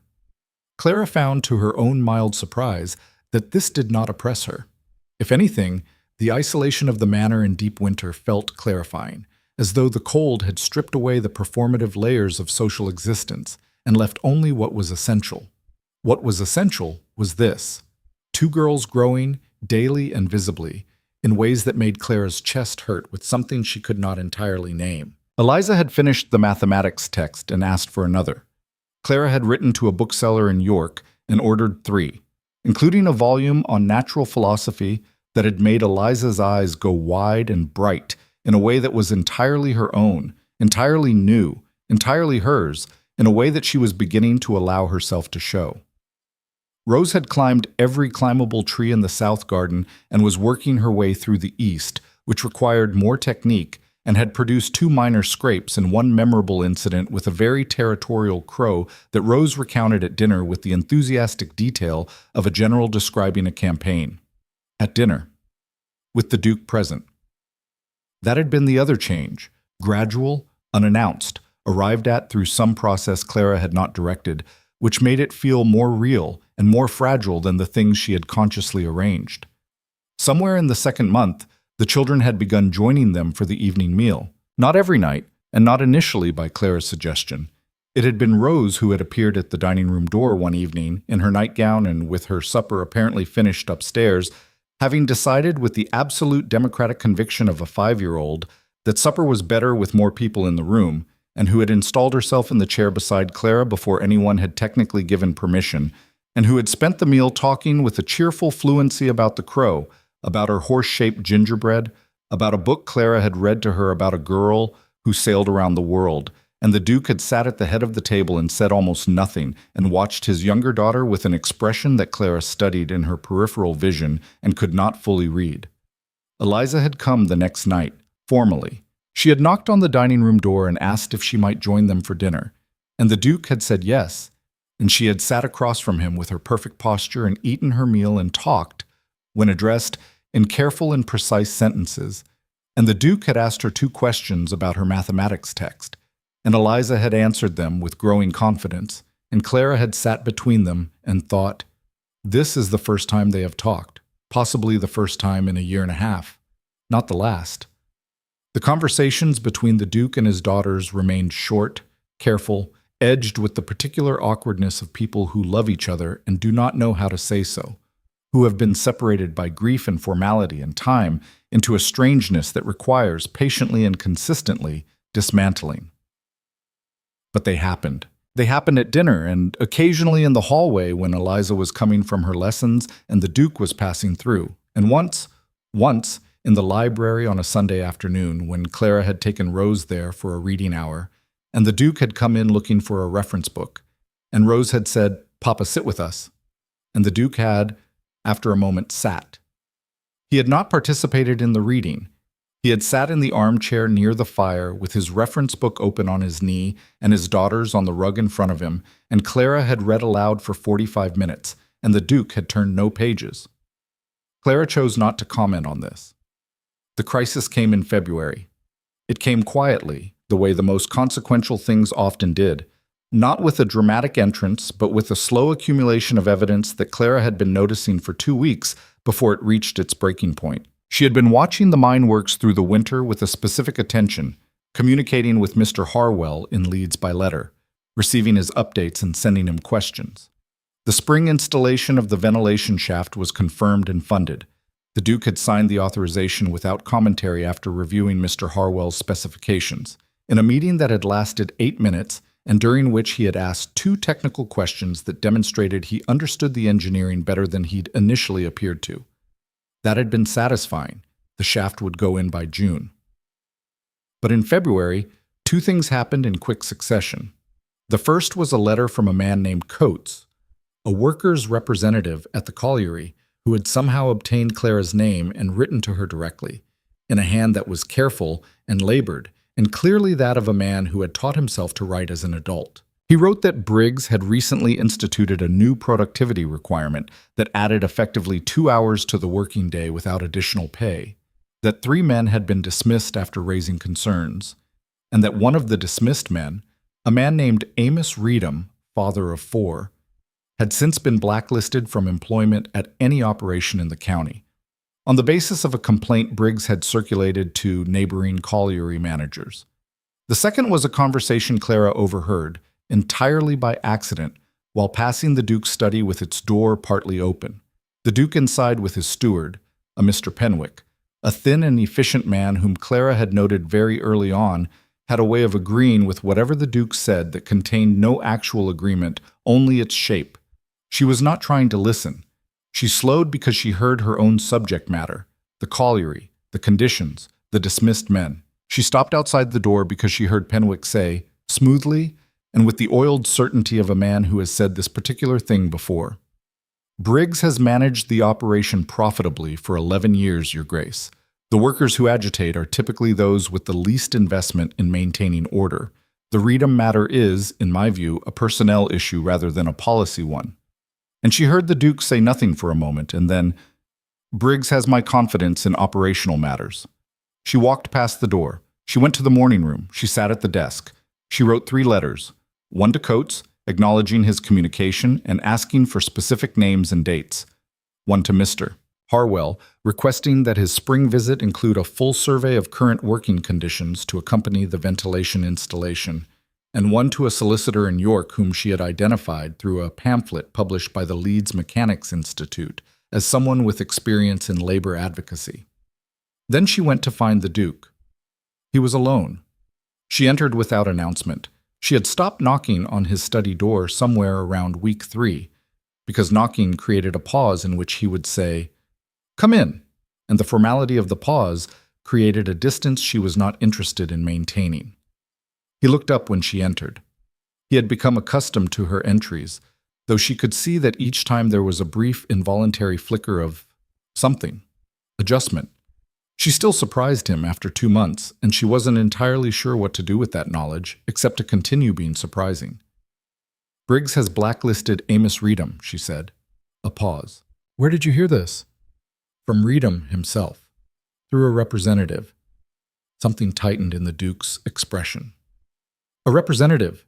You have been in contact with a man who wrote to me out of concern for his colleague's family, Clara said, which is what I would call it. And what I would call it, the Duke said with a precision that had an edge to it now, is a serious overreach of your role here. Clara looked at him steadily. My role, she said, as you defined it, is the management of your household and the care of your children. I have done both and will continue to do both. But I am also a person with the ability to receive letters and respond to them, and one of your estate workers has had his livelihood destroyed for speaking about conditions that Mr. Harwell has already confirmed are dangerous. So I ask you, what do you intend to do about Briggs? The Duke stood. This was new. He had never stood during one of their arguments before, and she registered it. A change in the architecture of the room, the full height of him suddenly present in a way that was, objectively, significant. He moved to the window. He stood with his back to her, looking out at the gray February garden. Briggs is effective, he said. Briggs is profitable, she said. Those are different things. You know they're different things. The mine employs 260 men, and it is slowly killing some of them. And Amos Reedham has 4 children who will not eat this winter because their father spoke the truth about it. A silence that was very long and had many things in it. You can't fix everything, Clara, he said. And she heard, beneath the resistance, beneath the wall that he was rebuilding even as she watched him build it, the thing the words were really made of, which was not dismissal, but something much older and deeper, something exhausted, something that had tried, before she came, to hold the weight of this estate and this house, and these children and this grief, and had simply, at some point, without deciding to, set the weight down and walked away from it, because there was too much, and he was one man, and the one person who had been beside him was gone. She walked to the window. She stood beside him and looked out at the gray February world. I know that, she said quietly. I'm not trying to fix everything. A pause. I'm trying to fix this one thing, and I need you to help me. He turned his head and looked at her. Actually looked at her, not the assessing examination he used when cataloging a problem, but the other kind of looking, the kind that was less comfortable and less controlled and had nothing of the fortress in it. She held his gaze. Reinstate Reedham, she said, rescind the blacklist, and review Briggs's new productivity requirements before the spring season begins. And if I find Briggs was within his authority, then we will have a conversation about what authority ought to look like, she said. But I think you will find he wasn't. The Duke turned back to the window. A full minute passed. She counted it, approximately, from the rhythm of the wind against the glass. I'll review it, he said. It was the same phrase he had used about the ventilation shaft, she realized. I'll review it. In this man she was beginning to understand, I'll review it was the equivalent of another man raising a white flag. It was the acknowledgement that the argument had been made and the evidence was sufficient and something was going to happen now, whether or not he had wanted it to. She was also beginning to understand something else, something that she had been approaching from different angles for 2 months, like a structure you walk around before you understand its true shape. The Duke was not a cruel man. He was not even fundamentally a cold one. He was a man who had built a version of himself that could withstand loss. And that version was very good at certain things: managing large operations, making hard decisions, maintaining the appearance of a functional life, and very poor at others, very poor at presence, at the kind of attention that required you to feel the thing you were paying attention to, rather than merely analyze it. He was getting better at it, slowly, in increments so small they were nearly invisible, except to someone paying the kind of attention that Clara had been paying from the very first day. She turned from the window. She walked toward the door. Clara, he said. She stopped. The portrait, he said. The one in the entrance hall. A pause. Her name was Margaret. She turned around. He was still looking at the window. She was not happy in this house, he said. Toward the end, I thought if I gave her silence and space, she would find her way through it. I was wrong. The words came out with the quality of something that had been held under pressure for a very long time and had found, in the particular quality of this room in this moment, a crack to come through. Not a torrent, not a confession, just a few sentences said to a window that contained inside them the shape of an enormous and unresolved grief. Clara stood in the doorway and said nothing, because there was nothing to say that would not diminish what had just been offered. After a moment, she simply left. She walked down the hall and up the stairs and into the library, and she stood at the high window and looked out at the February moors, white and gray and absolutely still, under a sky the color of iron. And she stood there for a long time, thinking about walls, and about the things they cost to maintain, and about the small, deliberate courage it took to say a dead woman's name out loud to someone who was still alive. Outside, the winter pressed on. But somewhere in the deep stone of Ravencroft Manor, something had shifted. Some load-bearing thing had moved, just slightly, on its ancient foundation. Not broken, not yet, but the first crack had appeared in the ice. And once ice begins to crack, the only question is what lies beneath it. Once ice begins to crack, the only question is what lies beneath it. Clara would learn the answer to that question on a Tuesday in March, in the entrance hall of Ravencroft Manor, when a stranger arrived at the front door with hatred in his eyes and a name on his lips that turned the Duke to stone. But before that, before everything that Tuesday would detonate, there were 3 weeks of the kind of fragile, tentative warmth that she had come to understand was the closest this house had yet come to healing. 3 weeks in which the crack in the ice widened, almost imperceptibly, and the thing beneath it breathed. The Duke reviewed Briggs. He did it himself, without delegating to Penwick, which Clara noted and considered significant. He drove to the colliery on a Wednesday morning. She saw the carriage prepared from the morning room window, and said nothing, asked nothing, and returned 4 hours later with the particular quality of stillness that meant he had seen something that had cost him something. He came directly to the morning room, where she was reviewing the spring planting schedules with the head groundsman. He waited in the doorway until the groundsman had taken his leave. Then he said, "Briggs has been dismissed." Clara set down her pen. "And Reedham?" "Reinstated, with back wages." A pause. "The productivity requirements have been revoked. I've appointed a temporary manager from the York office while I identify a permanent replacement." Another pause, longer. The conditions were worse than Harwell's report suggested. I don't know how long they had been that way. She looked at him. He was standing very straight, which was what he did when something had moved him, and he was refusing to let it show in his posture. "You know now," she said. "Yes." His jaw moved. "I should have known before." She did not tell him it was all right, because it wasn't entirely all right. And he was a man who would know the difference between honest acknowledgement and consolation, and she respected him too much to offer the lesser of the two. She said, "Then we go forward from now." He held her gaze for a moment. Something in his eyes, that deep winter water gray blue, had changed in the last weeks. Not softened exactly, more like deep water when the pressure above it changes. The same depth, but the surface differently lit. "Yes," he said, and left. She sat with the spring planting schedules for another moment before she realized her hands were trembling slightly, not from distress, but from the specific physical response of relief held too long suddenly released. In the nights that followed, she slept better. The girls bloomed in the particular way that children bloom when the conditions finally permit it, rapidly and completely, as though the growth had been happening invisibly underground this whole time and was only now, in the changed atmosphere, visible above the surface. Eliza had finished 2 of the 3 mathematics volumes and had moved, with a self-direction that Clara found genuinely astonishing in a 7-year-old, into the natural philosophy text, which she was reading in the evenings after supper with the same absorption that other children applied to fairy stories. She had begun asking questions at dinner that required the Duke to actually think before answering. Questions about engineering, about the colliery ventilation shaft, about why coal burned and what made one seam of it richer than another.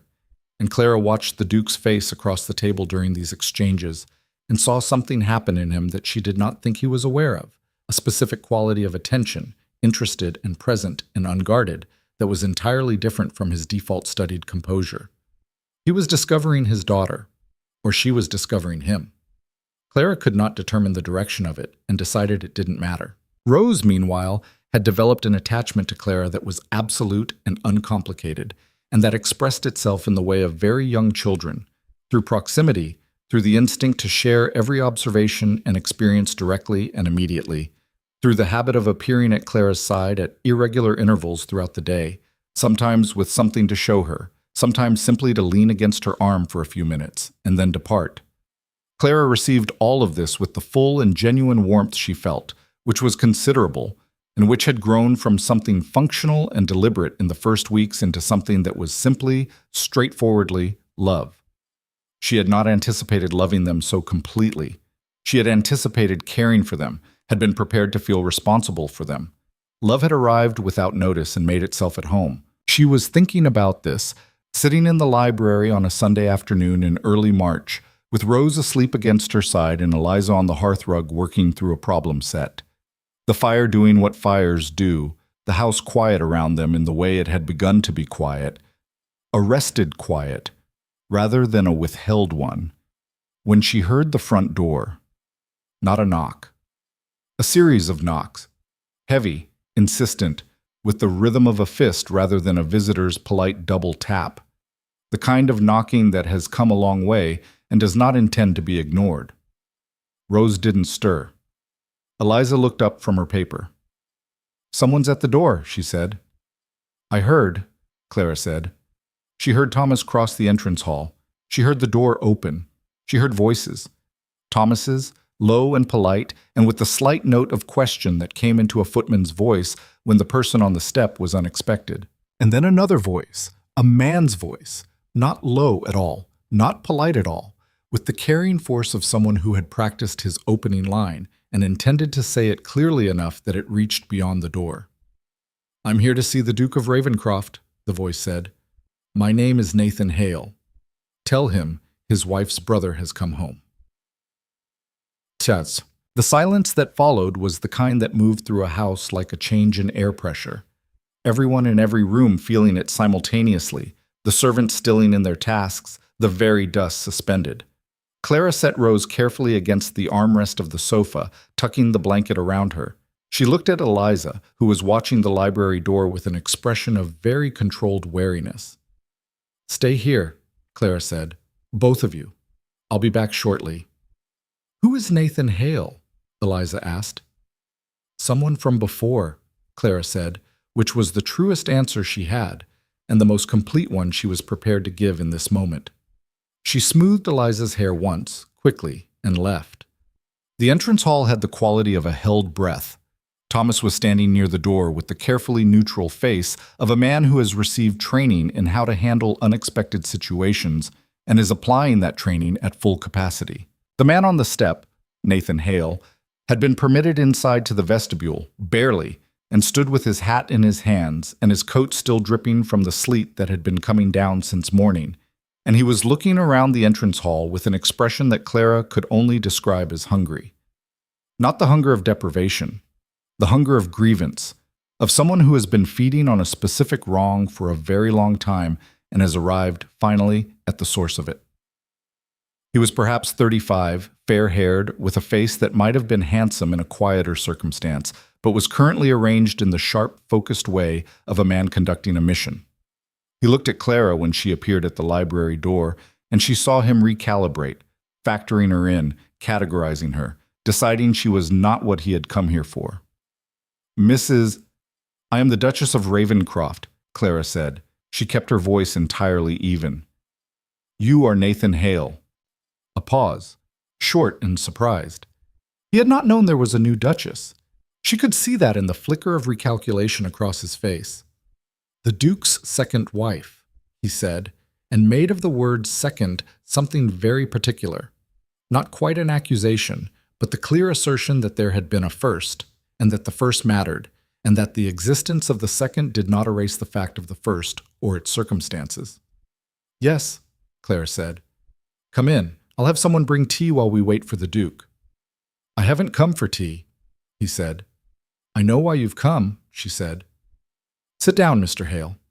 He held her gaze for a moment with the expression of a man who objects to being managed and also recognizes that he is being managed and cannot immediately determine how to stop it. Then he came in. She sent Thomas for the Duke. Sebastian Ravencroft appeared in the doorway of the sitting room 6 minutes later, and Clara watched the moment he registered who was seated across from her. Watched the complex, rapid sequence of things that moved through his face. Recognition, something that could have been dread, something that could have been guilt, something that was definitely not surprise, as though some part of him had always known this arrival was coming and had spent years simply hoping it would come later than this. Hale stood. He was slightly shorter than the Duke, but the quality of his stillness in that moment, the coiled, aimed quality of a man who has been pointing toward this instant for a very long time, made the room feel smaller. "Hale," the Duke said. His voice was very controlled. "Your Grace," Hale said, with the particular inflection that aristocratic titles sometimes received from men who considered them fraudulent. Claire remained seated. She had not been asked to leave. She had no intention of leaving. "You know why I'm here," Hale said. "I have a reasonable conjecture," the Duke replied. "Margaret." The name landed in the room like a stone dropped in still water. Impact, then the slow expansion of consequence outward from the point of contact. Hale watched the Duke with laser focus. "My sister, your wife, the woman who died in this house 18 months ago." "I know who Margaret was," the Duke said. "Do you?" Hale's voice had a quality that was not quite a sneer. It was angrier than a sneer, which was cooler, more controlled. This was heat. This was years of heat. "Then perhaps you can explain to me why she wrote to me in the last letter I received from her before she died that she was afraid." The air in the room changed. Clara felt it. A shift in pressure. Something seismological. The kind of change that precedes things falling. She looked at the Duke. His face had gone very still, the total stillness of a man confronting something enormous, and she watched him and tried to read what the stillness was made of. "Margaret had difficulties in her final year," the Duke said. "She was unwell. Her fears were—" "Were what?" Hale said, and now he took a step forward and his voice was no longer controlled at all. "Symptoms? Was that going to be the word? Because I have her diary, Ravencroft. I have the diary she kept in the last 6 months of her life. And what it says is not the account of a woman whose fears were symptoms." A silence of significant length. "You have a diary," the Duke said. "A hidden one, which tells me she hid it for a reason." Hale reached inside his coat and produced not the diary itself, but an envelope, folded paper, something extracted. "She wrote about your absences, your secrets, the meetings you attended at all hours that you refused to explain, the men who came to this house who she'd never been introduced to, the locked room on the 3rd floor she was never permitted to enter." He paused, letting each item land. "She wrote that she believed you were involved in something that was going to kill you, and then she died. And you locked this house down and spoke to no one, and I received word through solicitors, and when I tried to come here you had me turned away at the gate. You were in a state of—" "I was her brother," Hale said, and his voice, for just a moment, broke. A single fracture, immediately controlled. But she heard it, and she knew from the way the Duke's jaw moved that he heard it too. "She was 28 years old, and she was afraid, and she is dead, and you are the last person she lived with, and you had me turned away." Clara looked at the Duke. He was standing with his hands at his sides and his face doing something she had not seen it do before. Not the controlled blankness of his default, not the careful composure of a man managing his responses. He looked like a man who was standing in the middle of something and could not, for the first time in a long time, determine which direction was out. "Sebastian," she said. Both men looked at her. She turned to Hale. "Where's the diary?" Hale looked at her with an expression of assessment, the same recalibration she had seen in the vestibule, but deeper now, trying to determine whose side she was on, whether there were sides, what she was in this room. "Somewhere safe," he said. "I'd like you to bring it here," she said. "Clara!" The Duke began. "I'd like you to bring it here," she said again, and she held Hale's gaze. "And I'd like us all three to read it together, whatever it contains." She paused. "Because you have spent a year and a half carrying an accusation, and he has spent a year and a half carrying a silence, and neither of those things is the truth. And Margaret deserves the truth, even now, especially now." The room was absolutely still. Hale looked at her for a long time. He was working something out. She could see it. The careful recalculation of a man who had come here expecting a certain kind of confrontation and had encountered something outside his projected landscape. "You're not what I expected," he said finally. "No," she said. "People keep saying that." She looked at the Duke. "Sebastian, sit down." Oh, Hale left to retrieve the diary from the inn where he had stabled his horse.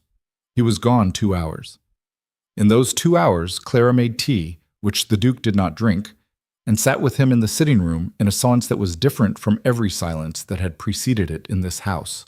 Less fortified, less withheld, more simply the silence of two people who are in the proximity of something enormous and do not yet know its shape.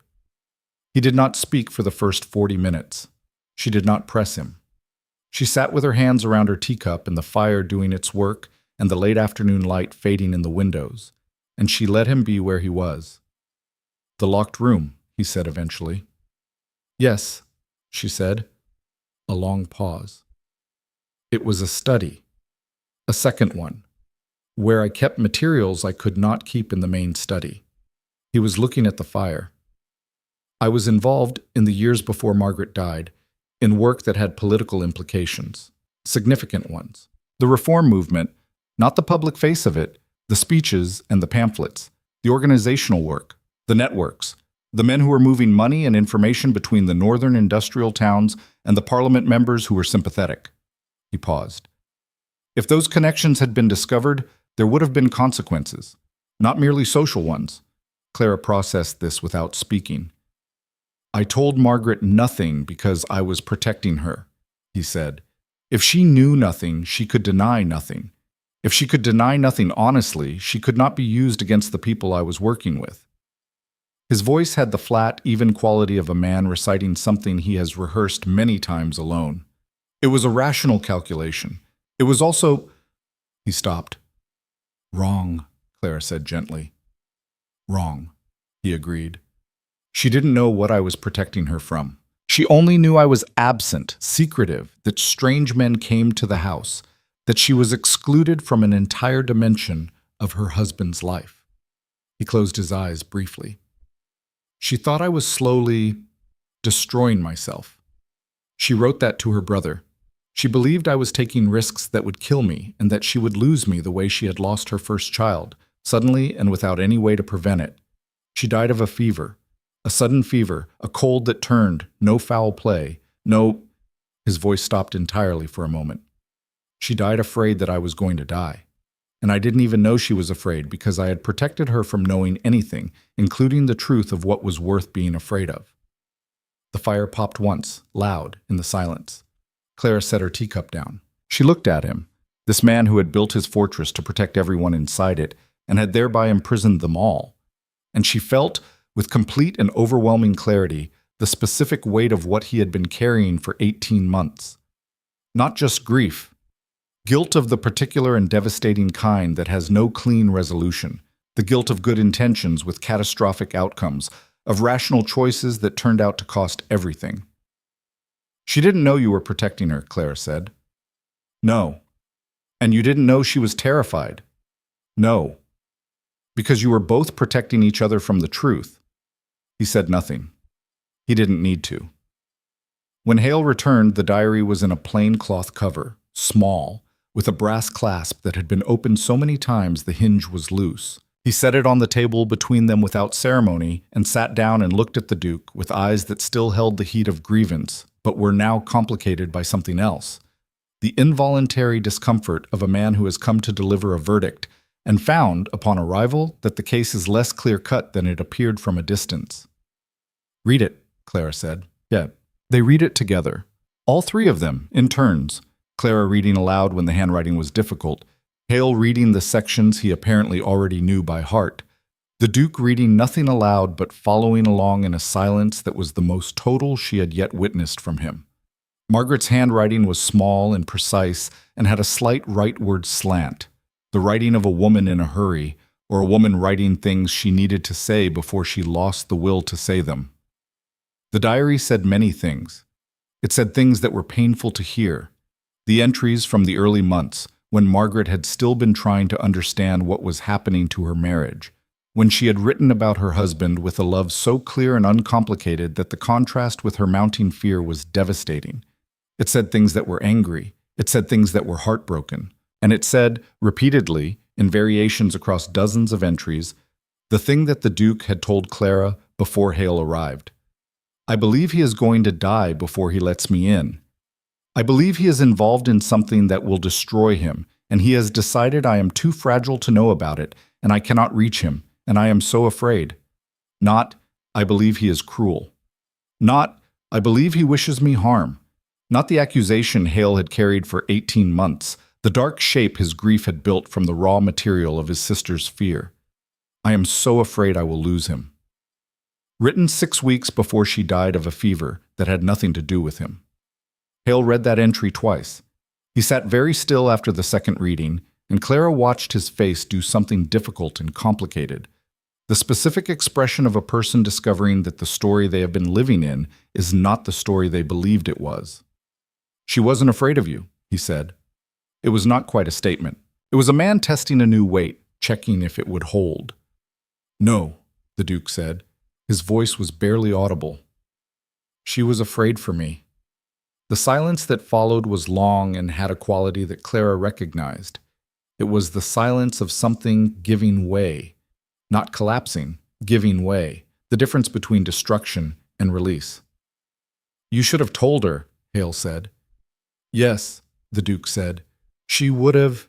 I know, the Duke said. And those two words contained so much. 18 months of I know, of waking in the night with the arithmetic of it playing in his head, of running the calculation every possible way and arriving every time at the same answer, that Hale stopped speaking. Another long silence. Clara looked at Hale. You said the diary was somewhere safe. Where had you kept it? My solicitor in London. I brought it to use as evidence. He looked at the diary on the table between them. Evidence of what? I realize now I was not entirely certain. Only that she was afraid. Only that she died, and he wouldn't let me come. His eyes moved to the Duke. You had me turned away. You arrived 3 days after she died, the Duke said, in a state of... You were not in a state in which this conversation could have taken place. My sister had just died. Yes, and I was... The sentence went somewhere, he couldn't follow it. He started again. I was not in a state either, Hale. I was not in a state for 3 months. I turned everyone away. He stopped again. Clara watched the two men in the failing afternoon light, and she thought about grief, about what it did to people, how it didn't ennoble or clarify, how it mostly just buried and distorted and made people do the human things that people did. Withdraw, lash out, barricade, blame. She thought about Eliza's perfect posture and Rose's question, "Are you going to stay?" And she thought about what it had cost this house. All of it flowing from one source, two people who loved each other and could not find the language for it in time. "Mr. Hale," she said, "will you stay for dinner?" Both men looked at her. "I think," she said, "there is more to say, and it will keep better with food." Hale stayed. It was not a comfortable dinner. It was not a dinner that could have been comfortable, freighted as it was with the weight of everything that had been said in the sitting room and everything that was still unresolved. But it was, in its uncomfortable way, real. The most real dinner that had been eaten in the Ravencroft dining room in as long as Clara could determine, because the two men across from each other were not performing composure or observing social ritual. They were simply two people in pain who had been given, unexpectedly, a small opening into each other's pain, and were sitting with that. The girls had been fed earlier and were in the nursery. Clara had considered whether to involve them, had decided not, for tonight, that tonight was for the adults. that the children had already weathered enough sudden arrivals and departures and changes in the emotional weather of this house, and that whatever came next, she would introduce it to them carefully and in her own time. Over the soup course, Hale said, "The reform work. You're still involved?" "No," the Duke said. "I ended it before Margaret died. The organization was compromised. Someone in the network had connections to the Home Office. I withdrew before—" He paused. "Before it became dangerous. But while she was alive, you were still—" "Yes, until 8 months before she died. She never knew you'd stopped." "We had stopped talking about anything that mattered," the Duke said. "By then." He said it with the flatness of a fact that he had accepted the full weight of. Hale was quiet for a moment. "She wrote, in October, 2 months before the fever, that she thought you seemed lighter, that you were sleeping better. She thought—" He looked at the table. "She thought you were preparing to tell her something, that you were working up to telling her the truth." The Duke set his spoon down. "I was," he said. "I was trying to find, His jaw tightened. "I was going to tell her in December, after the new year. I had decided. I had a whole—" He stopped. His hands, on the table, were very still. "She died in November." The silence that followed this had a different shape from any that had come before it. It was the silence of a tragedy that had finished arriving. The last piece set in place, the whole terrible picture now visible for the first time to everyone in the room. Clara looked at both men. Hale, whose face was doing the work of dismantling the structure of 18 months of misdirected grief. The Duke, who was looking at his hands on the table with the expression of a man who has opened a room he has kept locked and found inside it both the thing he feared and the thing he needed. "She knew you loved her," Clara said. Both men looked at her. "It's in the diary," she said, "the last entry, 3 weeks before the fever." She had been the one reading at that point, and she had read the words carefully, and she remembered them precisely, though she would not quote them aloud. They were Margaret's, private, not hers to repeat. But their meaning was unmistakable.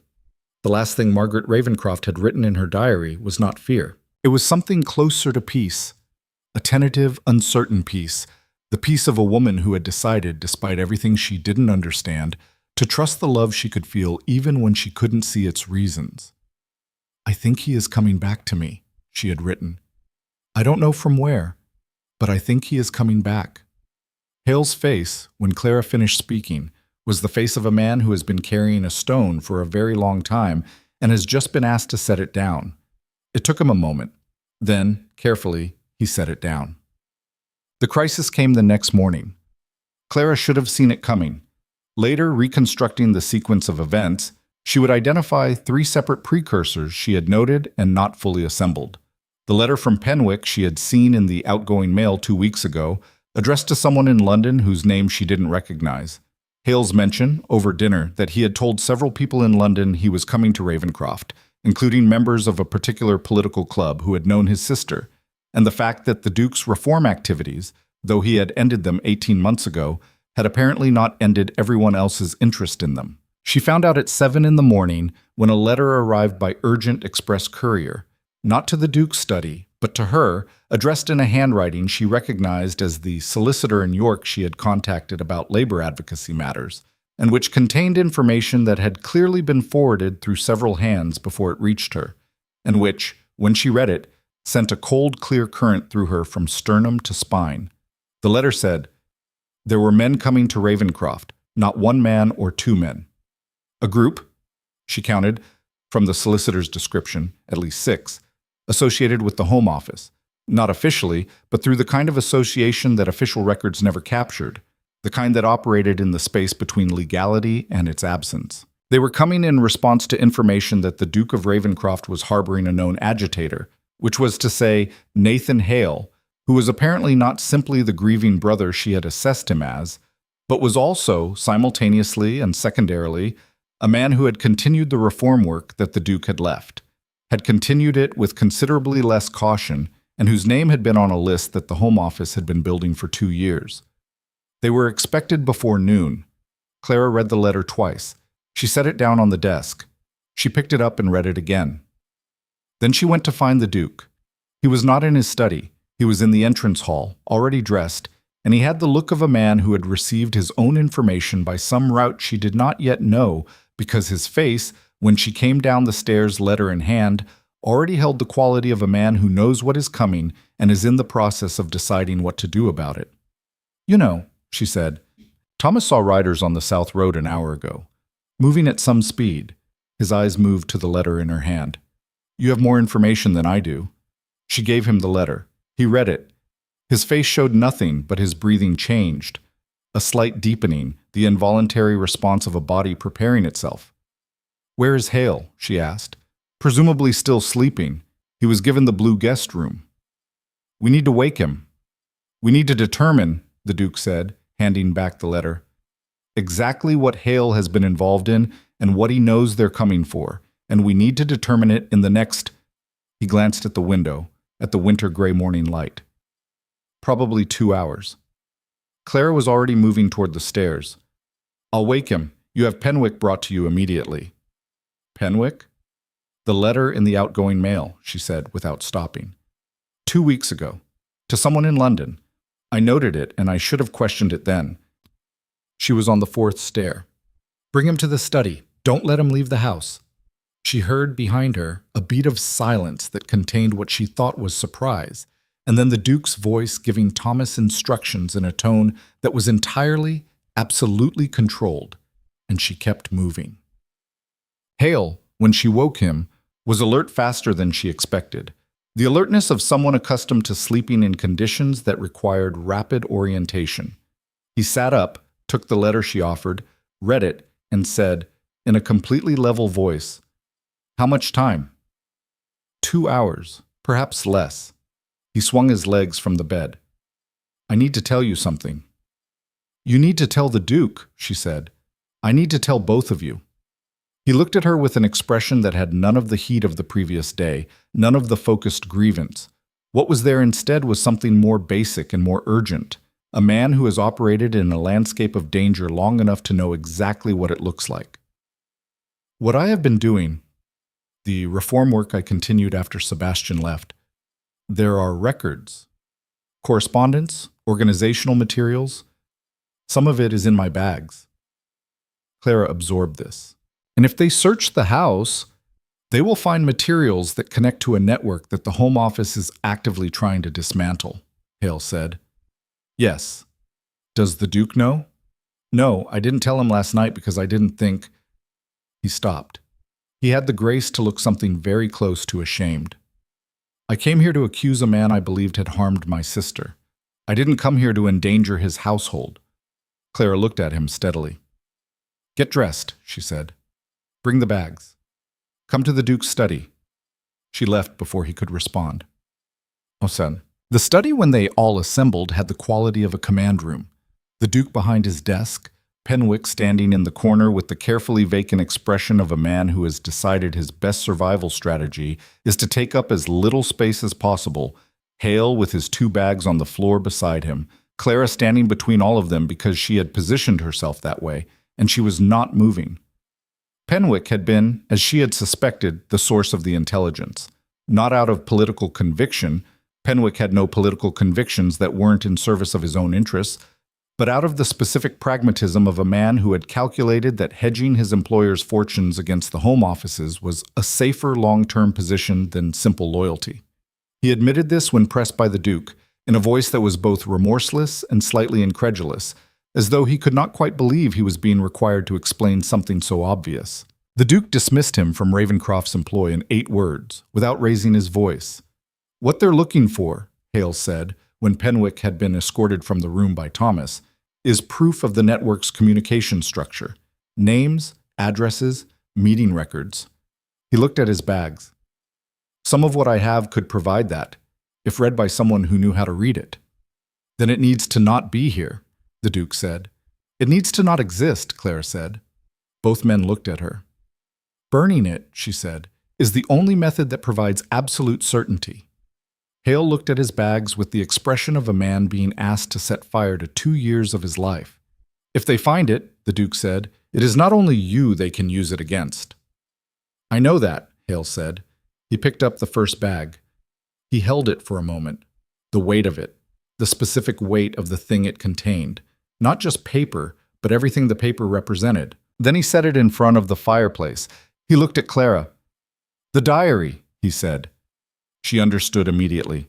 She looked at the Duke. The Duke looked at Hale. "It stays," the Duke said. "Sebastian, it stays," the Duke said again, and his voice had the quality of something entirely decided. "Whatever else happens in this room today, that stays." He paused. "It is the truth of her. I will not burn the truth of her." Hale looked at him. Something moved across Hale's face that was, Clara thought, the last significant movement of the stone he had been carrying, the final release of it, the full setting down. "No," he said. "All right. No." He reached into the second bag and removed the cloth-covered diary and set it on the Duke's desk, separate from the bags. "That stays." They burned the rest. It took 25 minutes. The fire in the study was large and old and fully capable, and they fed it methodically, and Clara stood by the window watching the South Road for riders while the Duke and Hale worked. And she thought about the cold calculation of survival, what you kept, what you let go, what the difference cost. The riders appeared on the South Road at 9:20. "They're coming," she said. The Duke came to stand beside her. He looked at the road, at the distant figures moving toward the manor with the purposeful urgency of men who believed they were arriving at a decisive moment. "The study is clean," he said. "Yes." "Hale's bags are empty." "Yes." He looked at her. The morning light was coming in at a low winter angle, and it caught his face in a way that was very clear and very plain, and she saw him, not the Duke, not the title, not the armor. She saw the man who had loved a woman and lost her to a silence he had built himself, who had turned away from his daughters in his grief, who had spent 18 months carrying the weight of his own failures in the locked room of himself, and who was now, in this moment, standing beside her with the fires of the things he needed to let go. Finally burning in the grate and looking at the road where danger was coming with the calm, clear eyes of someone who had decided to face it instead of build another wall. "When they come," he said, "I want you away from this room." "No," she said. "Clara, no," she said again, and she looked at him directly and let him see that she meant it. "This is my house. These are my people." A pause. "I am not leaving this room." He held her gaze. The riders were close enough now that she could hear the horses on the gravel approach. "No," he said, finally. Not to her. To himself. He said it the way a man says something when he is surprising himself, when the thing he is allowing to happen is something he had not permitted himself to expect. "No," he said, "you are not." The front door sounded. Thomas's voice, controlled and careful, from the entrance hall below. And in the Duke's study, in the clean cold air above a fire that had burned everything that needed burning, Clara Ravencroft stood beside her husband, and the diary sat on the desk between them, and the truth, the whole difficult, costly, liberating truth, had finally entered the room and refused to leave. The knock at the study door was 3 sharp raps. No one moved toward it. The knock at the study door was 3 sharp raps, and no one moved toward it. Then Clara moved toward it.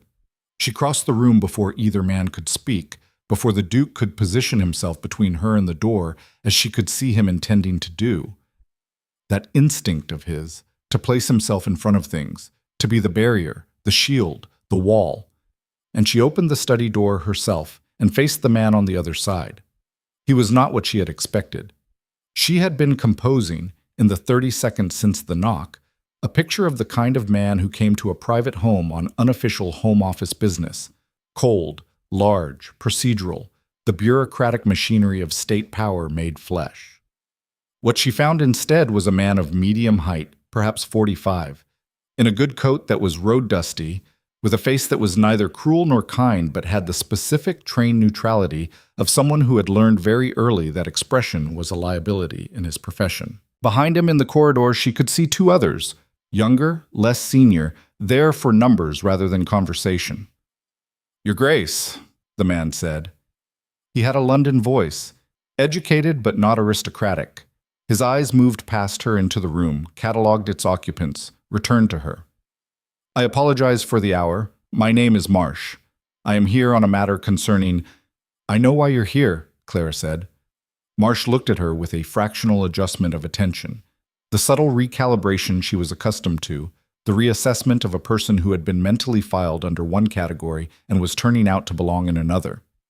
Then, you'll understand this is a matter of some urgency, and You would like to come in, she said. You would like to speak with my husband and with Mr. Nathan Hale, who is a guest in our home. She paused, very briefly. You are welcome to do both. Please come in. She stepped back from the door and held it open with the composed hospitality of a woman receiving a caller at a scheduled hour. And Marsh, after a brief pause that told her he had not been expecting this, came in.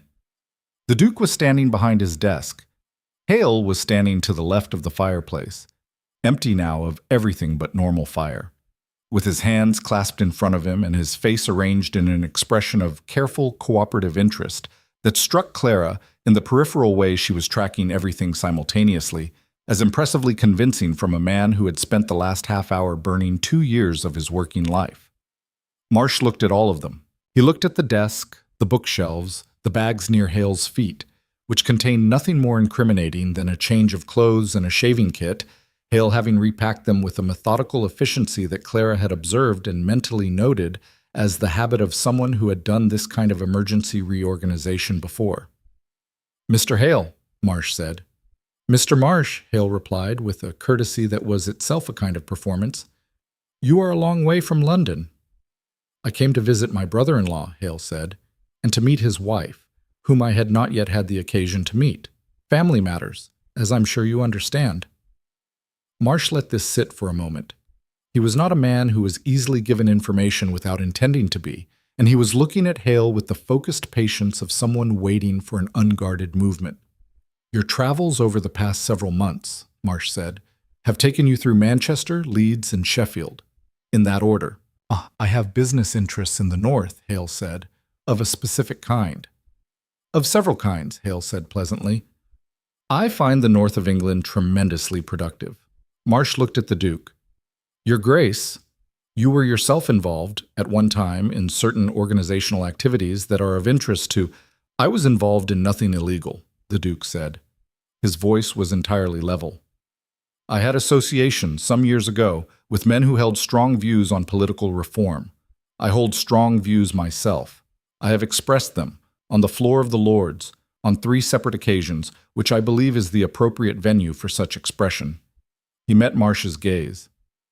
If there is something specific you wish to ask me, ask it. Marsh looked at both men. He looked around the room again.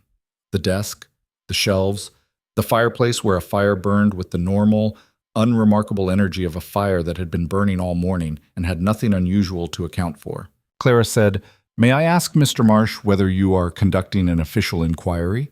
I ask because if you are, I believe there are protocols that govern how such inquiries are initiated and documented, and I would want to ensure that we comply fully with whatever those protocols require. Marsh looked at her. My husband, she continued, keeping her voice warm and entirely pleasant, takes his legal obligations very seriously. We would want to cooperate completely with any official process. We would, of course, want to ensure that process was properly documented. The authorization for the inquiry, the specific allegations involved, the names of the officials overseeing it. She paused. You'll understand that a Duke of the realm and a Duchess, who is the daughter of a baron, would want those details clearly established before agreeing to any informal search of the premises. The silence that followed this had several layers. Marsh understood what she was doing. She could see that clearly. He was not a foolish man, and what she was doing was not subtle. She was raising the cost of an unofficial inquiry against a titled household by making explicit the official framework that such an inquiry was, by its very informal nature, circumventing. She was not threatening him. She was simply noting, in clear and pleasant language, that the architecture of what he was attempting had structural vulnerabilities that she was aware of. He looked at her for a long moment with the expression of a man reassessing the landscape he has ridden into. I am not conducting an official inquiry, he said finally. How reassuring, she said. Then you've come as a private visitor. In which case, I'll have Thomas bring refreshments. You've had a long ride. Marsh stayed for 40 minutes. He drank the tea. He asked, in the pleasantly indirect way of a man who has decided to gather what he can through conversation rather than confrontation, a series of questions that were pointed enough to be useful and general enough to be deniable, and both the Duke and Hale answered them with the cooperative, helpful, entirely uninformative responses of people who had nothing to hide and were happy to say nothing at length. Clara managed the room.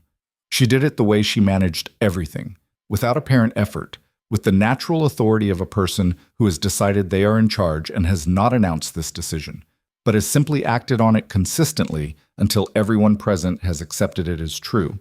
She refilled cups. She introduced topics. When the conversation moved toward territory that was narrowing, she redirected it, not clumsily, not with the obvious pivot of someone changing subjects, but with the smooth, apparently organic movement of a hostess steering a social gathering. She mentioned the colliery ventilation project. She mentioned the estate's spring planting. She mentioned, with precise and calculated casualness, the Duke's scheduled meeting with Lord Aldgate the following week, which was a real meeting about real political business, of the entirely legitimate kind, and watched Marsh file this information as he filed everything, and watched him in the same motion recalibrate the risk assessment he had arrived with. A man actively engaged in unofficial reform networks did not have scheduled meetings with senior parliamentary figures. Or if he did, those meetings created an extremely complicated evidentiary picture. By the time Marsh left, the informal inquiry had effectively concluded without ever officially beginning, and Clara stood in the entrance hall and watched the three riders move back down the drive with the particular satisfaction of a woman who has moved through a battlefield and taken no casualties. The Duke came to stand beside her. "You told him about the Aldgate meeting," he said. "Yes. He will look into it." "I expect so," she said. "He will find it is exactly what I said it was, at which point the picture he is building will contain no useful shapes." She paused, watching the riders disappear around the curve of the drive. "Penwick's information will be discredited by the investigation it prompts. That's the best possible outcome." A pause of some length. "Where?" the Duke said, with a deliberateness that suggested the question had been forming for some time. "Did you learn to do that?" She looked at him. "My father hosted political dinners for 20 years, she said. "I poured the wine and I listened." A pause. "And I had 36 hours before I accepted your proposal to determine that I was moving into a household with significant legal vulnerabilities that no one had thought to tell me about." He held her gaze. "You knew. Before you came here." "I knew there were things I didn't know," she said. "That's different, but functionally similar." She turned from the window. "I suggest we have a real conversation now, all three of us, with no men on horseback expected." The real conversation happened in the sitting room, after lunch, after the girls had been settled with Miss Prentice for their afternoon lessons that Clara had, since February, substantially reorganized, but which still occupied a predictable block of hours that she could rely on for adult matters. Hale sat across from the Duke for the second time, but the geometry of the room was different now. The adversarial charge that had structured the first sitting, the pointed attention of an accuser and the closed defensiveness of the accused, had been replaced by something that had not yet found its name, but occupied the space where the old thing had been, tentatively, the way new growth occupies the space left by something cleared. "I want to ask you something," Hale said to the Duke. He was leaning forward, elbows on knees, and his voice had the quality of a person about to say something they have carried a long time. "Not about Margaret, about the girls." The Duke said nothing, which was his form of listening. "I have not seen them," Hale said, "since before she died.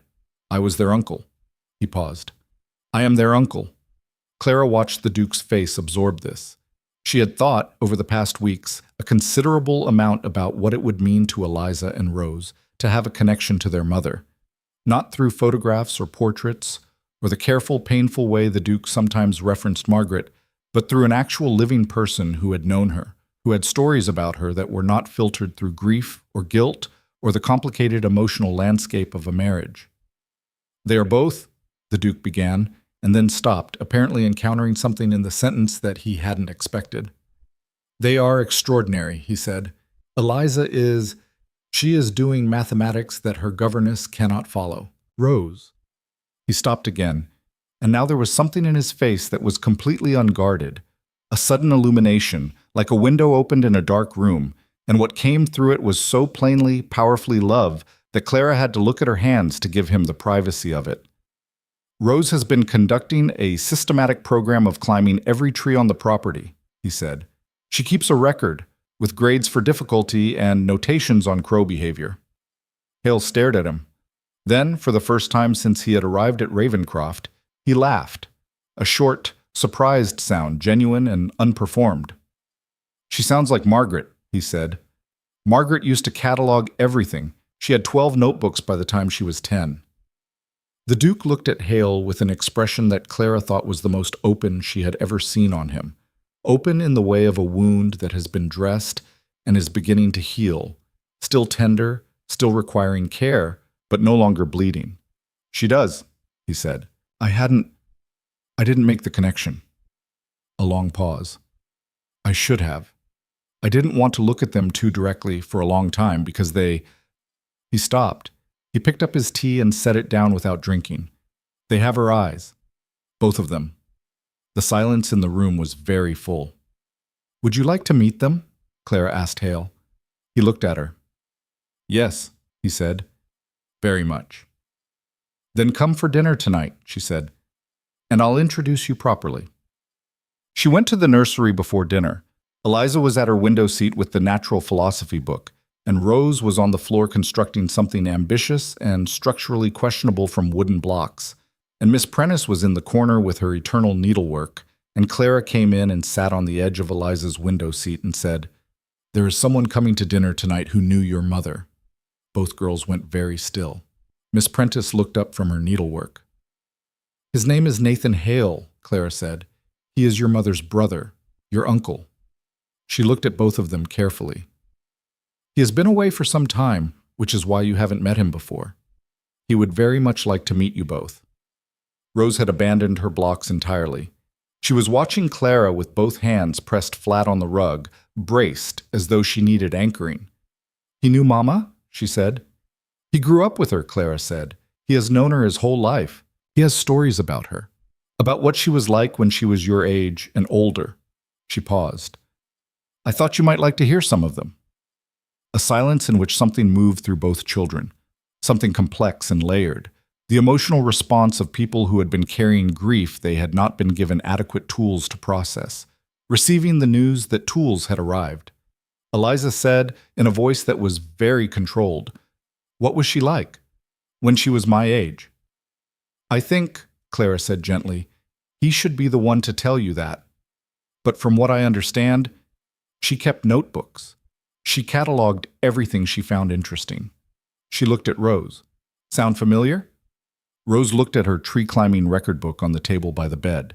She looked at Clara. Something happened in her small face that was too large and too complex for 5 years old. Grief and recognition and the very particular comfort of discovering that you come from somewhere, that the thing you are has roots. She got up from the floor and climbed into Clara's lap without asking, and Clara held her without comment, and over Rose's head she met Eliza's eyes, those careful, precise, gray-blue eyes that held their father's color, and she thought now, their mother's particular quality of intense attention. And Eliza looked at her for a long moment and then looked back at her book, and her posture, for once, was not the perfect correctness of performance, but the looser, more natural alignment of a person who has, for this moment, stopped bracing. Clara stayed until it was time to dress for dinner. The dinner that evening was the largest gathering the Ravencroft dining room had seen since Clara's arrival. The girls came down, Rose in her best dress with her hair in braids that had been redone twice and were still slightly uneven on one side, Eliza in the dark blue wool that made her look startlingly adult. And Hale was already in the sitting room with the Duke when they arrived, and Clara watched the moment from the doorway with a careful, deliberate distance. Hale looked at the girls and was visibly undone for approximately 3 seconds, a brief, total dissolution of composure that he recovered quickly, but not quickly enough to hide from anyone paying attention. He crouched down, as Clara had done the first time she met Rose, and he said, I've been told you climb trees. Rose assessed him with her characteristic direct gaze. All of them, she said. I have records. I'd like to see them, he said. Rose looked at Clara, got the small nod she was looking for, and went to retrieve her record book with the purposeful urgency of someone who has been waiting for an adequate audience. Eliza did not move from the doorway. She was watching Hale with the careful, assembled attention she used for things that mattered, and Hale seemed to understand this instinctively. He did not rush her, did not reach for her, simply waited with the patience of a man who has enough grief of his own to recognize it in others. You look like her, he said quietly. Around the eyes. Eliza was very still. I know, she said. Papa told me. A pause, nearly imperceptible. Recently, Hale glanced at the Duke. The Duke was standing beside the fireplace, and his face had the quality that Clara had come to recognize as his most genuine expression. Not composed, not controlled, but simply present, in the room, with his children, and the unexpected reality of his life as it was actually constituted, rather than as the walled version of it he had been maintaining. She would have been very proud of you, Hale said to Eliza. She was mathematical too when she was young. Before she was told ladies didn't. Clara says the world changes, Eliza said, and the women who change it usually started by refusing to accept that it couldn't. A silence. Hale looked at Clara across the room. There was something in the look that was difficult to categorize. Gratitude, perhaps, or the specific emotion of a person encountering evidence that something they loved has been well cared for in their absence. Yes, he said. That sounds right. The dinner was long and warm and occasionally loud, primarily due to Rose, who had located in Hale an audience of exactly the right quality, and who had by the third course extracted 3 stories about Margaret as a child, including one involving a horse, a river, and what Rose considered to be a breathtaking act of bravery, and Miss Prentice, seated at the end of the table, would certainly have classified as recklessness. Clara watched the Duke across the candlelight and saw him transform by increments, each story Hale told working on him the way water works on stone, slowly and completely, revealing the shape beneath. He laughed once, genuinely, at the story of Margaret and the river, and the sound of it, unguarded, involuntary, entirely human, moved through the table like light through water. Eliza looked at her father when he laughed. Clara caught it, the quick, intense look of a child encountering something she has been waiting a long time to see. After the girls had gone to bed, the 3 adults remained at the table. The candles had burned lower. The fire was quieter. Outside, the March wind was building across the moors.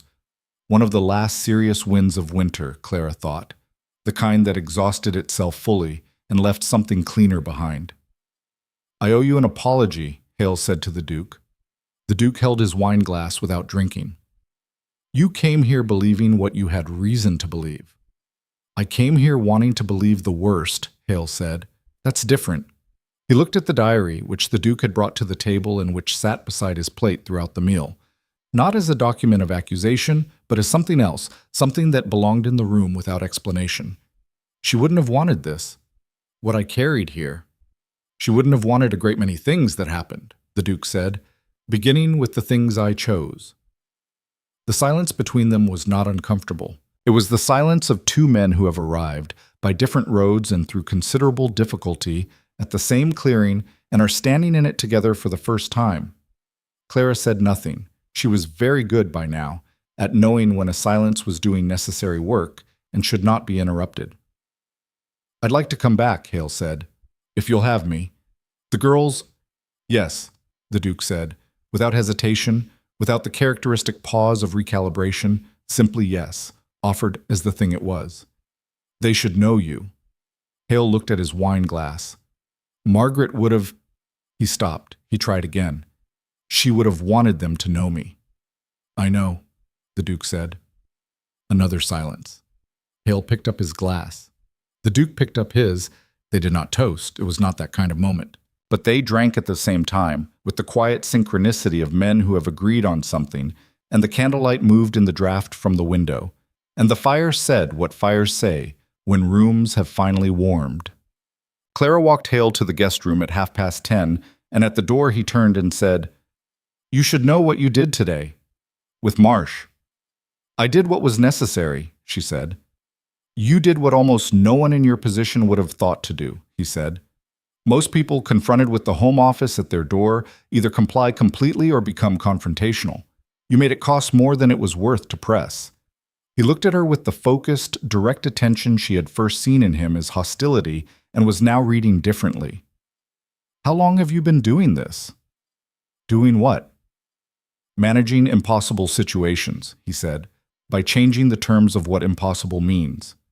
She thought about this honestly. "Since I was about 14, she said, "and my father's financial difficulties began in earnest. Someone had to talk to the creditors." She paused. "I found they responded better to calm clarity than to pleading." Hale was quiet for a moment. "Sebastian has no idea what he has in you," he said. It was not a romantic observation. It was the frank assessment of someone who had spent years in high-stakes situations and was recognizing a quality he respected. "He will, eventually. He's not a stupid man." "No," she agreed. "He's not." She left him at the door and walked back down the corridor and paused at the top of the staircase, looking down at the entrance hall below. The greenery she had installed in December, replaced monthly now, the fresh flowers in the urns that she had made a standing order, the portrait above the mantelpiece with the spray of holly 3 feet to the left, as it would remain. Margaret's house. Her house now too. Not in replacement of the first. She had never thought of it as replacement, had never wanted to, but in continuation. The same stone, the same foundation, with something different growing up through the cracks in the old grief. Something tenacious, something that had decided to be there and had not left. She went downstairs. The Duke was still in the dining room. He had not moved to his study, which was what she would have expected of him. The customary retreat to the fortress within the fortress, the evening withdrawal into work and solitude. He was at the table with the diary open in front of him, and he was reading. She came in quietly and sat across from him. He did not look up immediately. She waited. When he did look up, his face was not composed. It was simply open, the way the house had been opening, slowly, over the months, the curtains being drawn back window by window, the rooms remembering that they were meant to hold light. "She wrote about the children," he said. "I know," Clara said. "I read it." She was afraid she wasn't a good enough mother. He looked at the page. She wrote that Rose cried too much, and she didn't know how to comfort her properly. She wrote that she worried Eliza was too serious and that she was somehow responsible for making her that way. Clara was quiet. "She was a good mother," he said. "She was—" His voice did the thing it had been doing more frequently in recent weeks, when the thing he was saying mattered. It roughened slightly at the edges, the grain of actual feeling in it. "She was gentle with them, more patient than I was." He closed the diary carefully. "I didn't tell her that enough." "Sebastian," Clara said. He looked at her. "You can tell Eliza and Rose," she said. "You can tell them what their mother was. That is still possible." She paused. "That is still now." He held her gaze. The candles had burned very low. They were in their last quarter hour, the flames small and warm and immediate. In the morning room above them, the wind pressed its investigation of the old windows, and somewhere on the upper floor a door settled in its frame, and the house breathed the long, complicated breath of a structure that has been holding something for a very long time and is, at last, beginning to let it out. "You said," he began, and then stopped, as though he had not intended to start the sentence and was now obligated to finish it. "On the first day, at the altar, you said walls are only as permanent as the people who stop testing them." He looked at her. "You have not stopped." "No," she said. "I haven't." "I have been," he said carefully. "Aware of that. From relatively early on." "I know," she said. "I could tell." "And you continued anyway?" "Yes." "Why?" Not a challenge, a genuine question. The question of a man who has received something he did not ask for and cannot fully account for, and is trying to understand its origins. She thought about it honestly, the way she thought about everything. "Because you were worth it," she said. "Your daughters especially. But you also." He was silent for a long time. The last candle flickered in a draught and held. "I have not been," he said, "easy to live with." "No," she agreed. "You've been quite difficult." Something happened in his face that was the fullest expression she had yet seen there. Not the ghost of something, not the almost smile she had caught in the early weeks, but a complete and genuine thing. A smile that arrived and stayed, that changed his face entirely. That was, she permitted herself to observe this clearly and without editorial, extraordinarily human and extraordinarily his, belonging only to him, to the man she had been looking for behind all that stone. "I notice," he said, "that you don't tell me otherwise." "I don't lie to you," she said. "I thought you'd prefer it." "I do," he said. Profoundly. The last candle went out. The room was firelit only now, the orange glow of the grate casting everything in warmth and shadow, and Clara sat across from her husband in the house that was becoming, gradually and with great effort and considerable stubbornness, a home. And she felt something settle in her that had been in motion since the first day, a specific coming to rest, the arrival of the thing she had not let herself name while she was working toward it. She rose. He rose. The old reflex of separate good nights, the study, the suite, moved through the room as possibility, and then something changed in the quality of his standing, some decision made in the set of his shoulders, and he said her name. "Clara." She stopped. "Thank you," he said. "Not for any specific thing, not for the morning's navigation of marsh, not for the dinner, not for the children, for all of it, and for the particular unmistakable fact of her presence in this house on this night, which was different from all the nights that had preceded it, because the truth had been in the room today and had not been asked to leave." She looked at him across the dim, warm space. "You're welcome," she said, and meant it completely.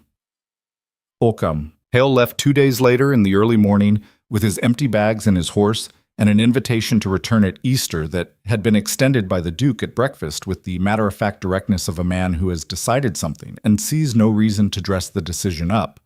Eliza had given him a list of mathematics questions she wanted him to find books about in London. Rose had given him a drawing of a tree with a crow in it, labeled in large, uneven letters. For Uncle Nathan from Rose.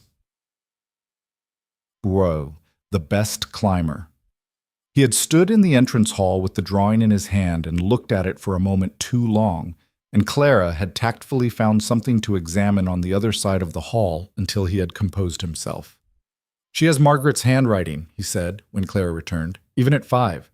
The same pressure on the downstrokes." "I'll tell her that," Clara said.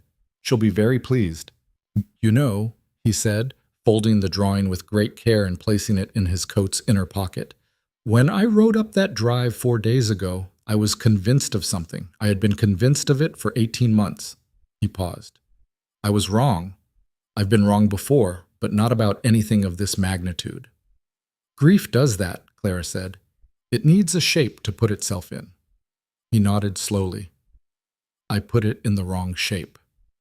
He looked toward the dining room, where the Duke was apparently saying something to Thomas about the carriage schedule. "He is different than he was, even different than 4 days ago. Something has shifted in him." "Yes," she said. "Was that you?" She considered this. "It was the truth," she said. "Mostly. I just made it easier for him to stand in the same room with it." Hale looked at her with an expression that was complicated and warm and held at its center a particular quality of recognition. One adult who has navigated difficulty looking at another and acknowledging the navigation. "Good," he said. "He needed someone who wouldn't accept the walls."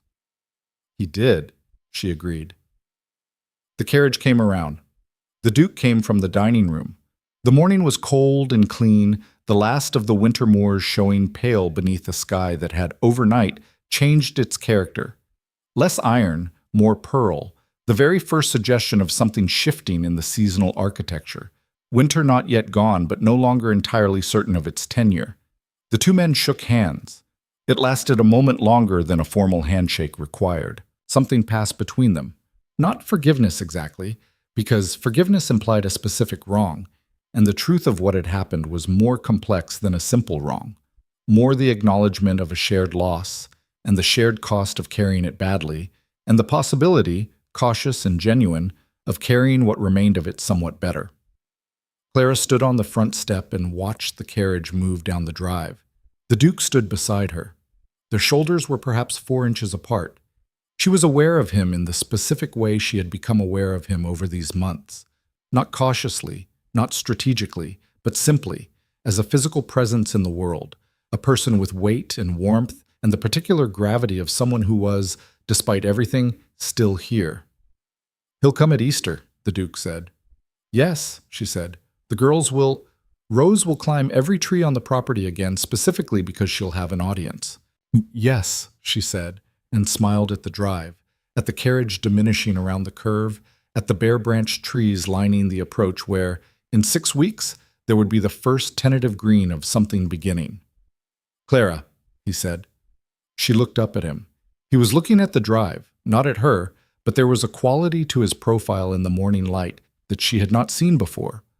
Or perhaps she had seen it, and this was the first time she had allowed herself to read it clearly, the way you sometimes look at something many times before you understand what you are actually seeing. "You were right," he said, "about the colliery, about Briggs, about Reedham, about the decorations." A pause. "About most things." "Not all things," she said fairly. "The majority." He looked at her then, and his eyes, those deep gray blue eyes that she had first read as winter water and empty, held something she had been watching grow for months, something that had been there from the early weeks, and had been growing in the dark the way things grew in winter, underground and invisible and inevitable. "I was not expecting you," he said. "When I made this arrangement, I was expecting someone who would manage my household efficiently and be content with that. I was not expecting—" He stopped. "What?" she asked, softly. "Someone who cared," he said, and the simplicity of it, after all the complexity of the months behind them, after all the walls and silences and careful negotiations and small victories and large revelations, landed with the particular weight of things that are true and plainly stated. Not as a duty, not because it was required. Someone who simply cared about the girls, about the workers, about the house. Another pause, the longest. About me. She looked at him in the pale morning light, this man who had said on their wedding day that his heart was no longer available, and she saw with absolute clarity that he had been wrong. Not lying. She had never thought he was lying. Simply wrong. The way a man is wrong when he has looked at something in the dark for so long that he has convinced himself it isn't there. "I do," she said, simply and completely. "I care about you. I have for some time." He held her gaze. Something moved in his face that was the sum of everything. Every dinner, every argument, every silenced fire and reopened account and difficult conversation in the half-dark, every story told to his daughters, and every letter written, and every wall she had shown up at and refused to walk away from, all of it moving through his expression at once, the full account of the last 4 months. "I know," he said. "I have known for a while. I didn't know what to—" His voice roughened. "I have not been good at this." "You're getting better," she said. The corner of his mouth moved, not quite the smile she had seen at the dinner table, but its predecessor, the returning of something to a face that had been without it too long. "Am I?" he said. "Considerably," she said. "You still have some distance to cover. And you intend to hold me to account for it." "Rigorously," she said. He looked at her, and she looked at him, and the morning was cold and clean, and the drive was empty, and the house behind them was waking up. She could hear it, the particular sounds of a house that was no longer holding its breath. Thomas moving in the entrance hall, the clatter from the kitchen where Mrs. Hartley was doing something emphatic, the distant sound of Rose's voice asking a question of sufficient complexity that Miss Prentice's answer was apparently insufficient, because the question immediately repeated at higher volume. His hand moved towards her, slowly and deliberately, and his fingers closed around hers where they rested on the stone balustrade of the front step. Not urgently, not dramatically, with the simple, unhurried intention of a man who has decided something and is done being uncertain about it. She let him hold her hand. She looked at the bare branched trees along the drive and felt the cold air on her face and the warmth of his hand around hers. And she thought about the woman she had been in the Cheapside rooms, walking back and forth, making lists, trying to determine if she was strong enough for this. She had not known, then, what she was being strong enough for.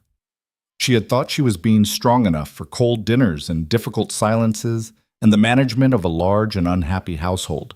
She had thought she was being strong enough for duty. She had not known she was being strong enough for this, for the actual, complete, irreversible warmth of a life that had been frozen and was thawing, for the specific triumph of having stood at a wall long enough to feel it move. Not fallen, not destroyed. Moved.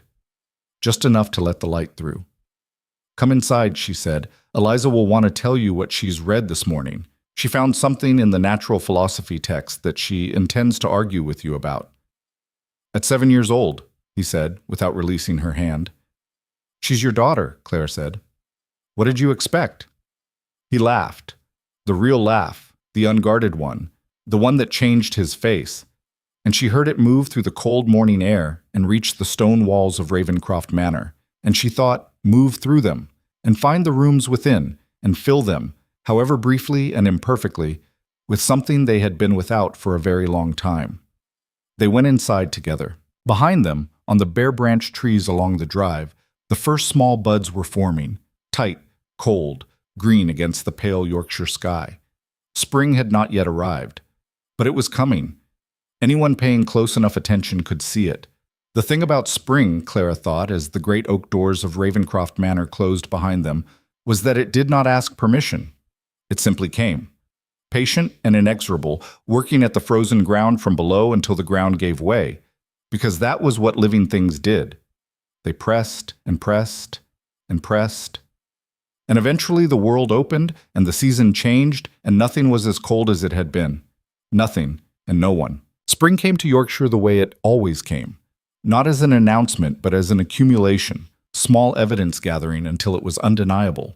The first green at the tips of the bare-branched trees along the Ravencroft Drive, the snowdrops pushing through the frozen soil of the South Garden's borders, the particular quality of the morning light shifting from the flat gray of winter to something with depth and color in it, as though the sun had remembered an old skill and was practicing it again. Clara noticed it first in the children. Rose, who had been a creature of indoor urgency all winter, began escaping to the garden at every opportunity with the focused joy of someone returning to their natural habitat. She resumed her tree-climbing records with a thoroughness that suggested she considered the winter hiatus a professional setback requiring immediate correction. She could be found at almost any hour in the East Garden, scaling the old apple trees along the garden wall with a competence that had grown substantially since the first tentative attempts of November. Her dark curls loose and her skirts catastrophically muddied, and her expression one of pure, uncomplicated satisfaction. Eliza changed more quietly. She had been corresponding with Nathan Hale. The Duke had arranged a standing postal exchange, 2 letters a week, Hale sending books and mathematical puzzles, and increasingly stories about her mother, small stories, specific ones, the kind that could only come from someone who had been there, who had watched Margaret grow up and remembered the particular way she had held a pencil, and the name of the horse she had loved, and the fact that she had once memorized an entire volume of poetry, for no reason other than that she found it interesting, and had subsequently recited it at dinner parties without warning, to the mortification of their mother and the delight of everyone else. Eliza read these letters with a stillness and intensity that Clara had learned to not interrupt, and afterwards she would find Clara and say something like, "Did you know my mother could do long division in her head?" Or, "Uncle Nathan says she never admitted when she was wrong. He says, I have the same—" She would stop, recalibrate, and then, with the careful courage of someone testing new ground, "He says it's a family trait." And Eliza would look at Clara, and Clara would see in her face the thing that had been growing all winter. That tentative, irreversible opening, the child discovering the pleasure of being known. The Duke watched all of this. Clara had become expert over the months in reading his watching. In the early weeks, his observation of his daughters had been the watching of a man for whom his children were a reminder of what he had lost. He had looked at them with grief-specific deflection, the slight turning away that was not rejection, but self-protection, the instinct to not look directly at the things that hurt most. As winter had progressed, the watching had changed. He had begun to be present to them rather than near them. A different thing entirely, the difference between occupying a room and inhabiting it. He had begun asking Eliza questions about her mathematics and listening to the answers. He had begun tolerating Rose's habit of appearing in his study unannounced and saying things like, "Papa, what is coal made of?" with a responsiveness that was not quite warmth yet, but was warm's immediate predecessor. By the time March became April, he was reading to them. Clara had not engineered this. She was clear on that point in her own accounting. There were things she had deliberately done and things that had happened as consequence, and she was careful to know the difference, because the things that happened as consequence were more important and more real and more his, and they needed to remain his. The reading aloud had started because Eliza had mentioned at dinner that she had finished the third mathematics volume and needed a new source of evening interest, and the Duke had said, without apparent forethought, that he had an astronomy text he had read at her age that might suit her. And 3 nights later, Clara had passed the library door at 8:30 and heard his voice inside, reading aloud in the measured, carefully modulated tone of a man who was trying very hard to do something he cared about correctly. And Eliza's voice asking a question, and Rose's voice asking a completely different question that had nothing to do with astronomy, but that she had apparently been holding for some time and had decided this was an appropriate moment, and the Duke's voice pausing and then answering both, and the fire and the lamplight visible through the partially open door, making the room look like an illustration from a book about what houses were supposed to feel like. Claire had walked past. She had gone to the morning room and sat for a few minutes with her hands folded in her lap, and allowed herself privately and completely to feel what she felt, which was that she was happy, that she was in the right place, that she had done the thing she had set out to do, and it had cost her a great deal, and it had been worth every piece of what it cost. The real accounting came in April, and it was called the Yorkshire Ladies' Charitable Society Spring Assembly, and Clara had been dreading it since December. The assembly was the primary social event of the county season. 2 days of dinners, afternoon teas, and formal receptions held at the assembly rooms in the market town of Ashfield, 12 miles from Ravenscroft. Every family of consequence within 30 miles attended. Clara had received her invitation in January and had accepted it with the calm decisiveness of someone walking into a known hazard. You did not refuse to attend because refusal was read as weakness or shame, and she had neither to offer. What she had instead was a record, now 4 months long, of having managed Ravenscroft Manor with a competence that was objectively documentable, and she intended to be documented. What she had not fully accounted for was that Mrs. Gerald Aldgate would be there. Mrs. Aldgate was the wife of the Duke's political associate, and was also, Clara had come to understand through the careful intelligence gathering that was an unavoidable feature of navigating country society, the primary source and distribution point of most social opinion in the county. She was 60, beautifully dressed, with the sharp eyes of a woman who had spent 40 years observing people in rooms and drawing accurate conclusions, and she had been, from Clara's arrival in Yorkshire, politely and relentlessly skeptical. It was Mrs. Aldgate who had called her admirably interested in the household.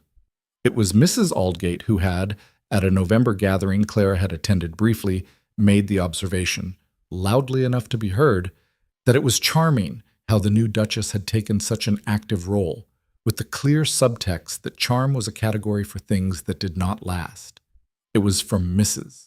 Aldgate's circle that the other notable observations had originated, that Clara was overreaching, that her interference in the colliery was inappropriate, that her influence over the Duke's daughters was excessive, that the whole arrangement was, at base, a financial transaction dressed in the language of domestic management. Clara had heard all of it. She had heard it the way you heard weather, with attention and without permission to be stopped by it. But she was aware, walking into the Ashfield assembly rooms on the first evening of the spring gathering, the Duke beside her and the assembly's full population arrayed in the long chandelier-lit space ahead, that this was the specific arena in which the social verdict on her first 6 months at Ravenscroft would be rendered. Not officially, not in language, but in the vocabulary of rooms. Who spoke to her first? Who waited to see how others received her before committing? Who looked at her with the expression she had catalogued as polite condescension, and who, if any, looked at her with genuine recognition. The Duke offered his arm as they entered. She took it, and she felt the quality of his attention beside her. The particular attentiveness of a man who was, she knew, aware of the terrain they were walking into and had made a decision about how he intended to walk into it. She did not have time to ask him what that decision was, because they were immediately in the room and the room was immediately aware of them, and she felt the particular adjustment in social atmosphere that occurred when a couple of significants entered a gathering, the slight change in the direction of attention, the subtle reconfiguration of conversational groupings, the room becoming aware of a new gravitational element. Lord Aldgate appeared first, affable and broad-shouldered, with a warmth that Clara had always found genuine and that operated very differently from his wife's precise social management. He clasped the Duke's hand, turned to Clara with a bow that was neither perfunctory nor excessive, but was, she assessed, approximately calibrated to real respect. "Duchess," he said, "I've been looking forward to speaking with you.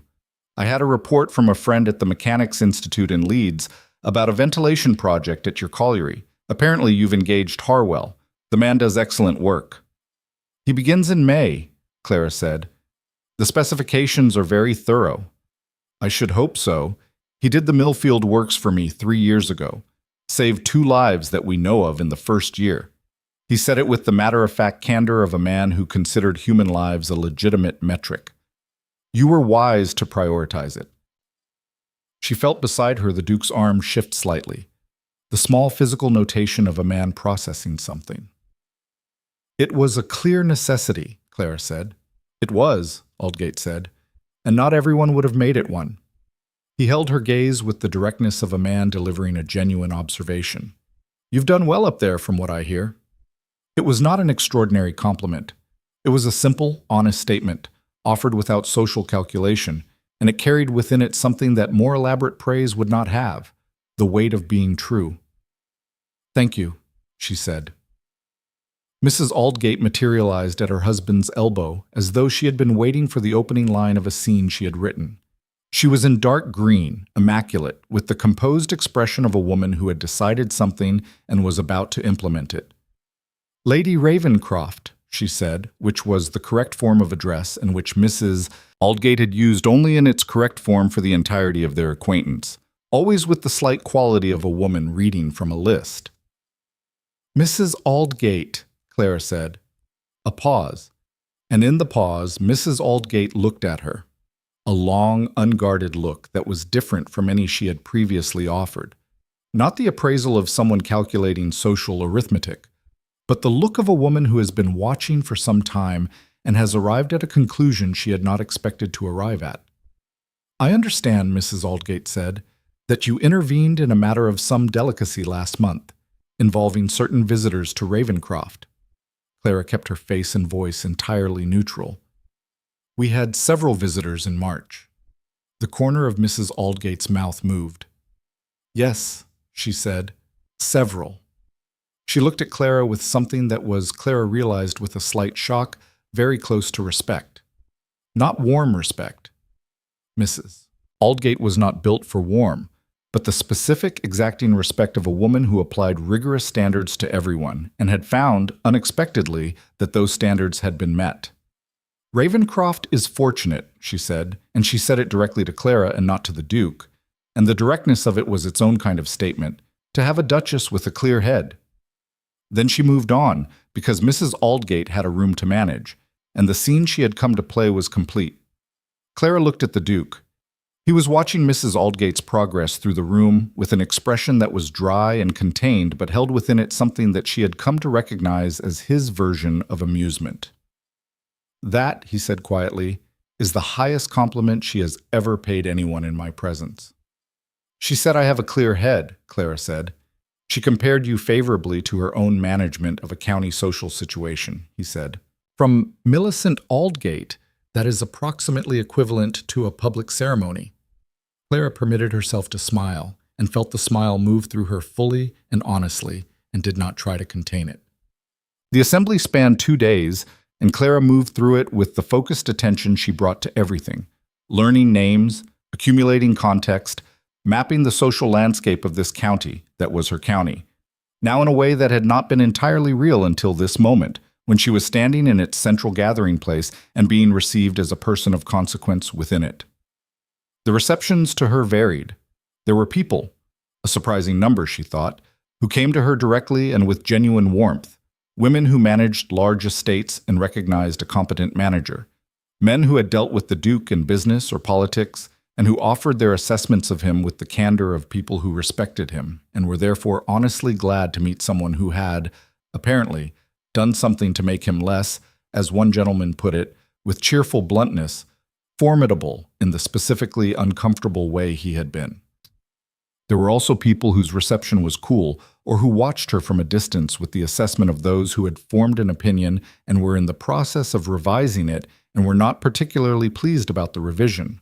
A woman named Lady Forsyth, who had apparently been among those who considered Clara's appointment as Duchess of Ravenscroft to be essentially below the dignity of the title, came to her on the second afternoon with a smile of the specifically gracious kind used to deliver condescension, and said something about how impressive it was that Clara had managed to settle in so quickly, given the circumstances. Clara received this with perfect composure, said something pleasant and entirely uninformative, and moved on and felt, as she did, the very particular freedom of a person who no longer needed that particular opinion to validate anything. The Duke was beside her for most of it. Not decoratively, he was engaged, present, attending to the conversations around him with a quality of genuine participation that several people noted to Clara privately was different from how he had been the previous year, when he had attended social functions with the grim efficiency of a man discharging obligations.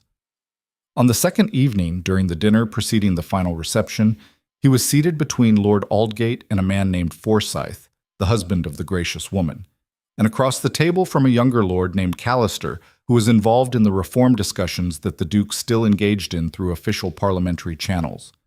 Clara was further down the table between two women she had been cultivating carefully over the assembly's duration, and she could see the Duke in the candlelight without being in direct conversation with him, and she watched him across the length of the table.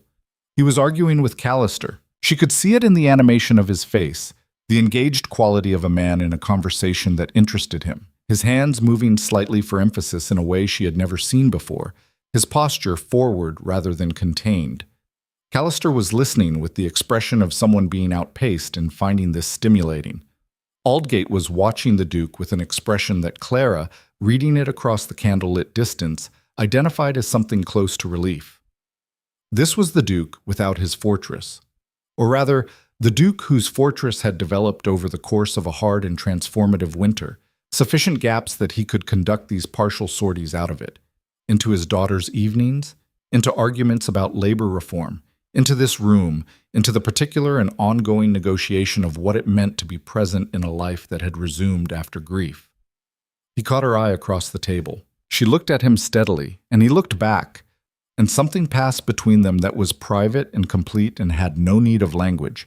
And then Callister said something that recaptured his attention, and he turned back to the argument, and Clara turned back to her own conversation, and the dinner continued. The crisis that Clara had known was coming arrived the following week. It did not announce itself dramatically.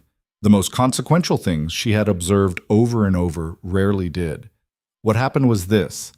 The spring Ravenscroft colliery productivity reports came in on a Thursday, and the Duke reviewed them in the morning, and by the afternoon he had sent for Clara and was standing at the window of his study in his shirt sleeves with the expression she had learned to read as the aftermath of difficult information. "The new manager at the colliery," he said when she came in. "Alderton." "Yes," she said.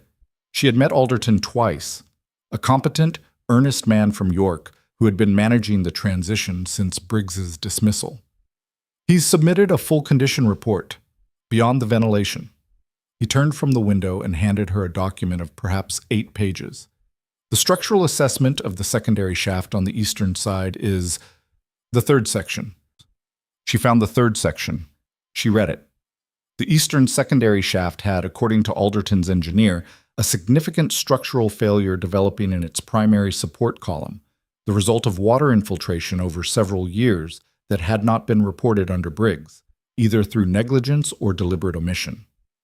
The engineer's assessment was that, under current loading conditions, The shaft had a probable safe working life of between 4 and 7 weeks, after which point continued operation created a serious risk of collapse. He estimates 70 men worked that section, the Duke said. Clara set the report down. When did he file this? It arrived this morning. He filed it as soon as the engineer completed the assessment. The Duke's voice was controlled, but the control was the kind that existed under pressure.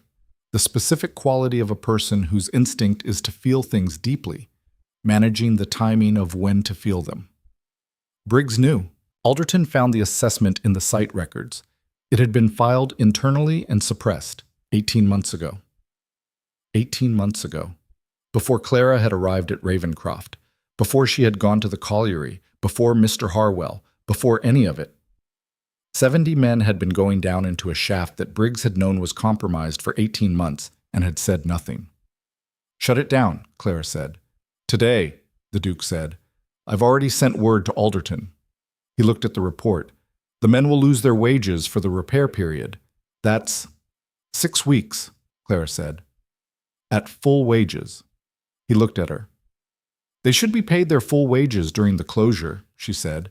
They didn't create the problem. They were put at risk without their knowledge. The least the estate can do is ensure they don't suffer financially for our decision to correct it. A pause. It will cost. I know what it will cost, she said. I've already run the numbers. The Ravencroft estate can absorb it without difficulty. It's a question of whether it's the right thing to do. The Duke looked at her for a long moment. Then he said, draft the communication to Alderton, full wages, and draft a communication to the men. I want them to hear from me directly that the shaft is closed for their safety and that they will be paid. From you directly, she said. From me, he said. Yes. She drafted both letters. She drafted them at the desk in the morning room while the afternoon light moved across the floor and the house went about its business around her, and she was aware, in the specific way of a person doing work that matters, of the full weight of what she was setting down in those letters. Not just the words, but the thing behind the words. The decision to be a certain kind of person in charge of a certain kind of power. When she brought the letters back to the Duke, he read them, made one small amendment to the second, and signed both. Send them today, he said. She did. Fine. 2 weeks later, on a morning in late April, when the Ravencroft South Garden was fully and unambiguously in the business of spring, Clara received a visitor she had not expected. He arrived on foot, which was notable for a journey of 3 miles, and he was shown to the morning room by Thomas, who had a specific quality of careful neutrality in his expression when he announced him that told Clara this was a man of some significance in the ordinary life of the estate, but not someone who came to the house regularly. His name was Amos Reedham. She recognized the name immediately. She rose from her desk. He was perhaps 35, with the build of a man who had worked physically for 20 years, and the face of a man who had thought carefully about what he intended to say before saying it. He was in his best clothes. She could see the care of it, the slight stiffness of garments kept for formal occasions, and he was holding his hat in both hands with the particular careful grip of someone who was managing strong feeling. Your Grace, he said, I hope I don't mean to be unannounced. I asked at the gate, and they said, You're welcome, Clara said. Please sit down. He sat, somewhat uncertainly, on the edge of the chair nearest the door, in the manner of a man who had not often sat in rooms like this one. I came to... He stopped. He looked at his hat.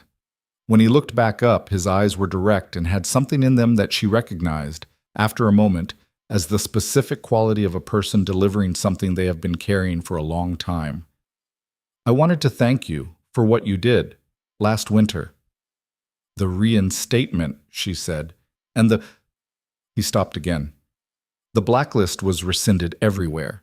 He, the Duke, sent letters to the other colliery managers. I have had 2 offers of work since then from men who received those letters. He paused. I didn't accept them. I came back to Ravencroft when the new manager came in. Alderton he's a fair man. He is, Clara agreed. I have 4 children, Reedham said. It was not a statement designed to generate sympathy.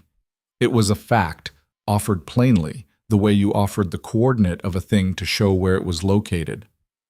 My youngest is 2. My eldest is 10. When I was dismissed and blacklisted, I thought... He stopped. He was not a man who was accustomed to showing difficulty in his face, and the effort to contain it was visible. I thought I didn't know how we were going to... I know, Clara said gently. My wife. He looked at his hat again. She asked me who to write to. When the letter came that the blacklist was gone, I told her I didn't know. I didn't know who had done it, and then I found out. He looked up. I found out it was you. That you had written to. That you had gone to the mine yourself, and you had asked the questions, and you had... He stopped. He appeared to have reached the limit of his prepared remarks, and to have found the territory beyond them unexpectedly exposed. I'm glad it helped, Clara said. It saved us, he said, simply and completely. I want you to know that. The morning room was quiet. Outside the window, the south garden was in full April display. The late tulips, the early roses beginning to bud, the apple blossom on the trees along the garden wall that Rose had been systematically conquering since autumn. A bee moved past the window glass on its inaugural business of the season, reminding the world it was there. Clara looked at Amos Reedham in his formal clothes and thought about lists. About 36 hours of walking back and forth in the Cheapside rooms, making lists. About the calculation she had made then, that there was no other way, that she was the only one who could do this, that she was strong enough to survive it. She had not been calculating this. She had not known to calculate it. This specific man in this specific chair, the weight of 4 children, and a blacklist rescinded, and a letter that had changed the terms of what was possible for a family she had never met. She had not known that this was what survival looked like from the outside. Not triumph, not vindication, not a dramatic reversing of position, but this. A man in his best clothes on the edge of a chair, telling her that his family had come through. Thank you for coming to tell me, she said. It matters very much. He left the way he had come, on foot, down the South Garden path, his hat back on his head, moving with the deliberate pace of a man who has completed something important and is returning to the important things that came before and after it. Clara stood at the morning room window and watched him until the path curved and the apple blossom hit him, and then she allowed herself very privately and very completely to cry. Not from sadness, from the overwhelming specific relief of something landing. The knowledge that the thing she had done had been real and had reached something real and had changed something in the world that did not reach her back in the form of social recognition or vindication, but in the form of a man walking home to his 4 children, which was, she thought, the only form that actually mattered. She dried her eyes before Thomas came to ask about the afternoon's arrangements. She answered the arrangements question with her usual practicality. She went back to her desk. She was still at the desk an hour later when the Duke appeared in the doorway. He looked at her with the quality of attention he had been directing at her lately. Not assessment, not analysis, but the simple directness of a person who has stopped managing their own gaze and is just looking at what is actually there. Reedham came, he said. Yes. Thomas mentioned. He came into the room, not to the desk, but to the window where he stood with his back to the room in the habitual posture she had first read as exclusion, and now read as the way he processed things privately before he was ready to say them. He has 4 children, the Duke said. Yes. Briggs knew about the eastern shaft for 18 months, he said, while Reedham and his colleagues went down it every day. He was quiet for a moment. While I was in this house, managing whatever I was managing, telling myself the colliery was Briggs's domain. Sebastian, I am not being self-flagellating, he said, with a precision that was itself a sign of how well she had come to know him. He knew her responses as well as she knew his, knew that she would interrupt self-recrimination with practical redirection, and was preemptively clarifying that this was not what he was doing. I am being specific. I made choices that created conditions in which that was possible. He turned from the window. I am trying to understand them, so that I make different choices going forward. She looked at him. What kind of choices? The kind, he said, that involve actually looking at things. Instead of... He stopped. He looked at his hands. instead of deciding that distance from the things that were difficult was a form of protection. She was very still. "I did that with the colliery," he said. "I did it with Margaret. I did it with the girls." He looked at her steadily. "I did it with you at the beginning. I told you on the first day that you should expect nothing beyond duty. I told you my heart was not available. I said it as a fact, and I believed it, because I had spent a year and a half being unable to feel the things that were available to feel without," he paused, "without it being completely intolerable." The spring afternoon was golden and specific outside the window. "I was wrong," he said, "about it not being available." He moved from the window toward her, deliberate and unhurried, and stopped at the desk, close enough that she could see clearly the expression on his face, which was the most open and the most simply him of any expression she had yet encountered there. "I would like to stop being wrong about that." She looked up at him from the desk. Her heart was doing something large and unruly and entirely appropriate. "I would like that too," she said. He held out his hand. She put hers in it, and he drew her to her feet, and they were standing in the morning room with the spring light coming through the windows and the sound of Rose somewhere in the south garden conducting what appeared to be a negotiation with the crow. The same crow, apparently, who had been defending his tree since October, and who Rose had apparently decided to befriend through sheer persistence. And the sound of Eliza's voice from the library reading aloud from something complicated, practicing the thing her father had been teaching her by example. "I want to tell you something," he said. "All right," she said. "I noticed you," he said, "the day you arrived. At the altar."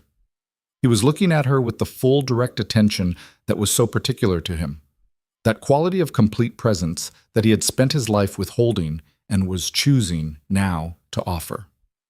"I told you what I told you, and you said walls are only as permanent as the people who stop testing them. And I thought..." Something moved in his face that was the accumulation of everything, all of it, the whole of the last 5 months. "I thought, this woman is going to be the end of me." "Was I?" she asked. "Yes," he said, "the end of the version of me that could function with a wall around everything that mattered." He looked at her hands in his. "I'm not certain that version deserved to continue." "He deserved to have someone take down the wall," she said. "That's different." He looked up. The smile came, the real one, the one that changed his face and belonged entirely to him. "You," he said, "are going to continue arguing with everything I say." "Yes," she said, "for the duration." "Without reservation," she said. "Good," he said, and he meant it in this way that surprised her. Completely, without qualification, with the specific pleasure of a man who has spent years walled away from friction and has discovered that friction, the kind that came from genuine engagement with a genuine person, was not a thing to be avoided, but the very quality of being alive. The oak tree in the north garden was the oldest thing on the Ravencroft estate. It predated the house by 300 years at least. Eliza had researched this and reported the finding at dinner with the satisfaction of a scientist presenting confirmed data. It was vast and complex and arranged in the specific way of very old trees, not upward so much as outward, the enormous branches extending in a canopy that covered nearly a full acre of the north lawn, and it was, according to Rose's records, the only tree on the property that she had not yet successfully climbed, because its lowest branch began at 8 feet, and she was, as yet, 6 inches short. Claire had promised Rose a boost when the time came. It was an afternoon in May when the time came. A warm afternoon, genuinely warm, the kind that arrived in Yorkshire in early May with the unexpected completeness of a gift, the sky a clear and specific blue, and the garden in full expression, the apple blossom long since shed in favor of the beginning of fruit, the roses coming into their first bloom along the south wall. They were all there.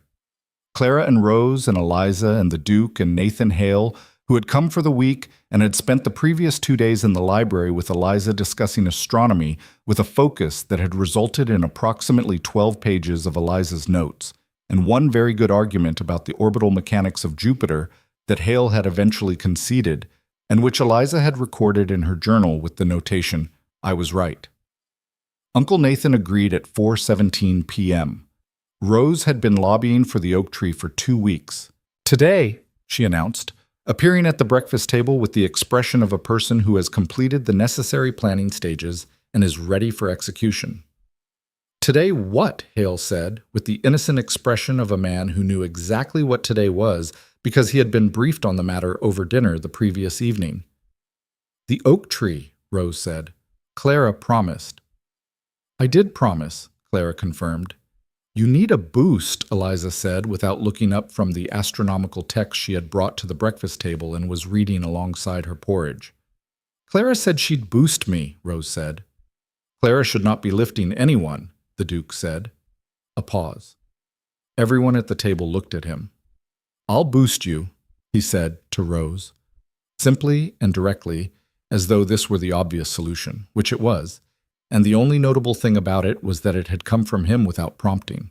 Rose looked at her father with the particular look she sometimes directed at things that were very good and slightly surprising. Then she picked up her spoon and went back to her porridge with the brisk efficiency of a person who has received what she needed and is now preparing for the task. "After breakfast," the Duke said. "Obviously," Rose said. Eliza looked at Clara over the top of her astronomical text. Clara looked at Eliza. Something passed between them in that look. The private language of two people who have been in the same story together and are recognizing, simultaneously, a moment in it. Eliza smiled. Not the careful, controlled micro-expression she had arrived with, not the provisional half-smile she had deployed through the winter as trust had built. A full, unhesitating, young girl smile that belonged entirely and completely to a 7-year-old in the May morning who was reading about planets over porridge and had a father who had said obviously in response to her sister's plans for tree climbing as though there had never been any question. The oak tree up close was monumental. Clara stood beneath it in the warm May afternoon and looked up through its canopy. The new leaves impossibly green in the angled light, the old branches thick as smaller trees in their own right, everything filtered through green and gold, and she thought about all the things that were very old and that did not need to justify their existence by being useful, that existed simply because they had existed long enough to have become part of what the world was. Rose was already on the first branch. The Duke had lifted her, efficiently, without ceremony, with the practical competence of a man doing a physical thing that needed to be done. And she had caught the branch and pulled herself up with the ease of months of practice. And she was now 3 feet off the ground and already looking for the next handhold with the focused, forward-moving attention of someone for whom arrival is always less interesting than the next ascent. "The next one is left and up," Eliza said from below, studying the tree with the analytical attention she brought to everything. "I see it," Rose said. "The bark is loose on the right side of that branch," Eliza added. "Don't put your weight on it." "I know," Rose said, with the tone of an older sibling receiving advice from a younger one, which was inverted in the normal order of things and which both of them apparently found entirely natural. Hale was leaning against the trunk with his arms crossed, watching Rose's progress with an expression of pure and uncomplicated enjoyment. Clara stood beside the Duke at the edge of the oak's shadow, where the afternoon sun was warm and the grass was long and the distant sound of the estate going about its spring business came to them in fragments. Birdsong, the far bleat of sheep, the creak of a cart on the east road. "She's good," the Duke said, watching Rose. "She's been practicing for 7 months," Clara said. "She got the crow to stop attacking her," he said. Apparently, there was something in his voice that was so plainly fond, so quietly delighted, that Clara felt it like warmth. "She brings it bread," Clara said, "every morning." She decided it needed to understand she meant no harm. "And did it?" "The crow seems to have accepted the terms," Clara said. "Rose is claiming it as an alliance." He looked at her with that expression, the one that had the smile in it, or the memory of a smile, the face of a man who was letting himself be in this moment, not managing it or containing it, but simply being in it. "Clara," he said. She looked at him. He reached into his coat pocket, a slow, deliberate movement, and she watched it with the attention she gave everything, the habit of a woman who had learned that the most important things were always in the small gestures, the unremarkable moments, the things that happened without announcement. What he brought out was small. It fit in his palm.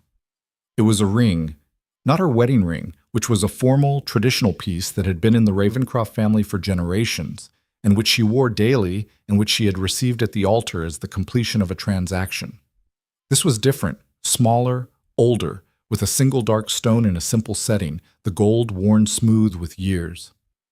"It was my mother's," he said. "Before it was—" He stopped. "She gave it to Margaret when we married. Margaret wore it." He looked at the ring in his palm, not at Clara. "Margaret left it when she was very ill with instructions. She said, she asked Mrs. Calloway to keep it for, she said, if things changed, if I allowed things to change." He looked up. His eyes were the gray blue of deep water, with light finally reaching the bottom. "She knew me," he said. "She knew I would need a very long time. She knew I would need—" He stopped.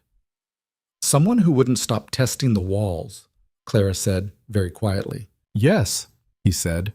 He was holding the ring out to her, not as a transaction, not as a formal gesture within a formal arrangement, but simply as what it was, the choice, unequivocal, and his, the free and complete decision of a man who had been buried for 18 months and had been, by patience and courage and a great deal of stubborn love, found. She took it from his hand. She looked at it in her palm, the dark stone, the worn gold, the weight of it, the specific gravity of everything it carried. She looked at him. "She wanted this," Clara said. "I believe so," he said. "She was—" His voice did the thing it did, and he let it do it, without containment. "She was a generous person, more generous than I deserved most of the time." "You deserve it now," Clara said. "You are earning it, every day." He looked at her with the full, undefended look that was his most complete expression, the look that had been growing in him across the whole of the winter and the spring, building from a crack to an opening to this. "Put it on," he said. Not a command, an invitation. She put it on. It fit perfectly, which seemed either accidental or meaningful, and she chose, in the way she chose most things, to treat it as meaningful. Above them, Rose's voice came from 12 feet up the oak tree. "I can see the whole estate from here. I can see the colliery." "What does it look like?" Hale called up.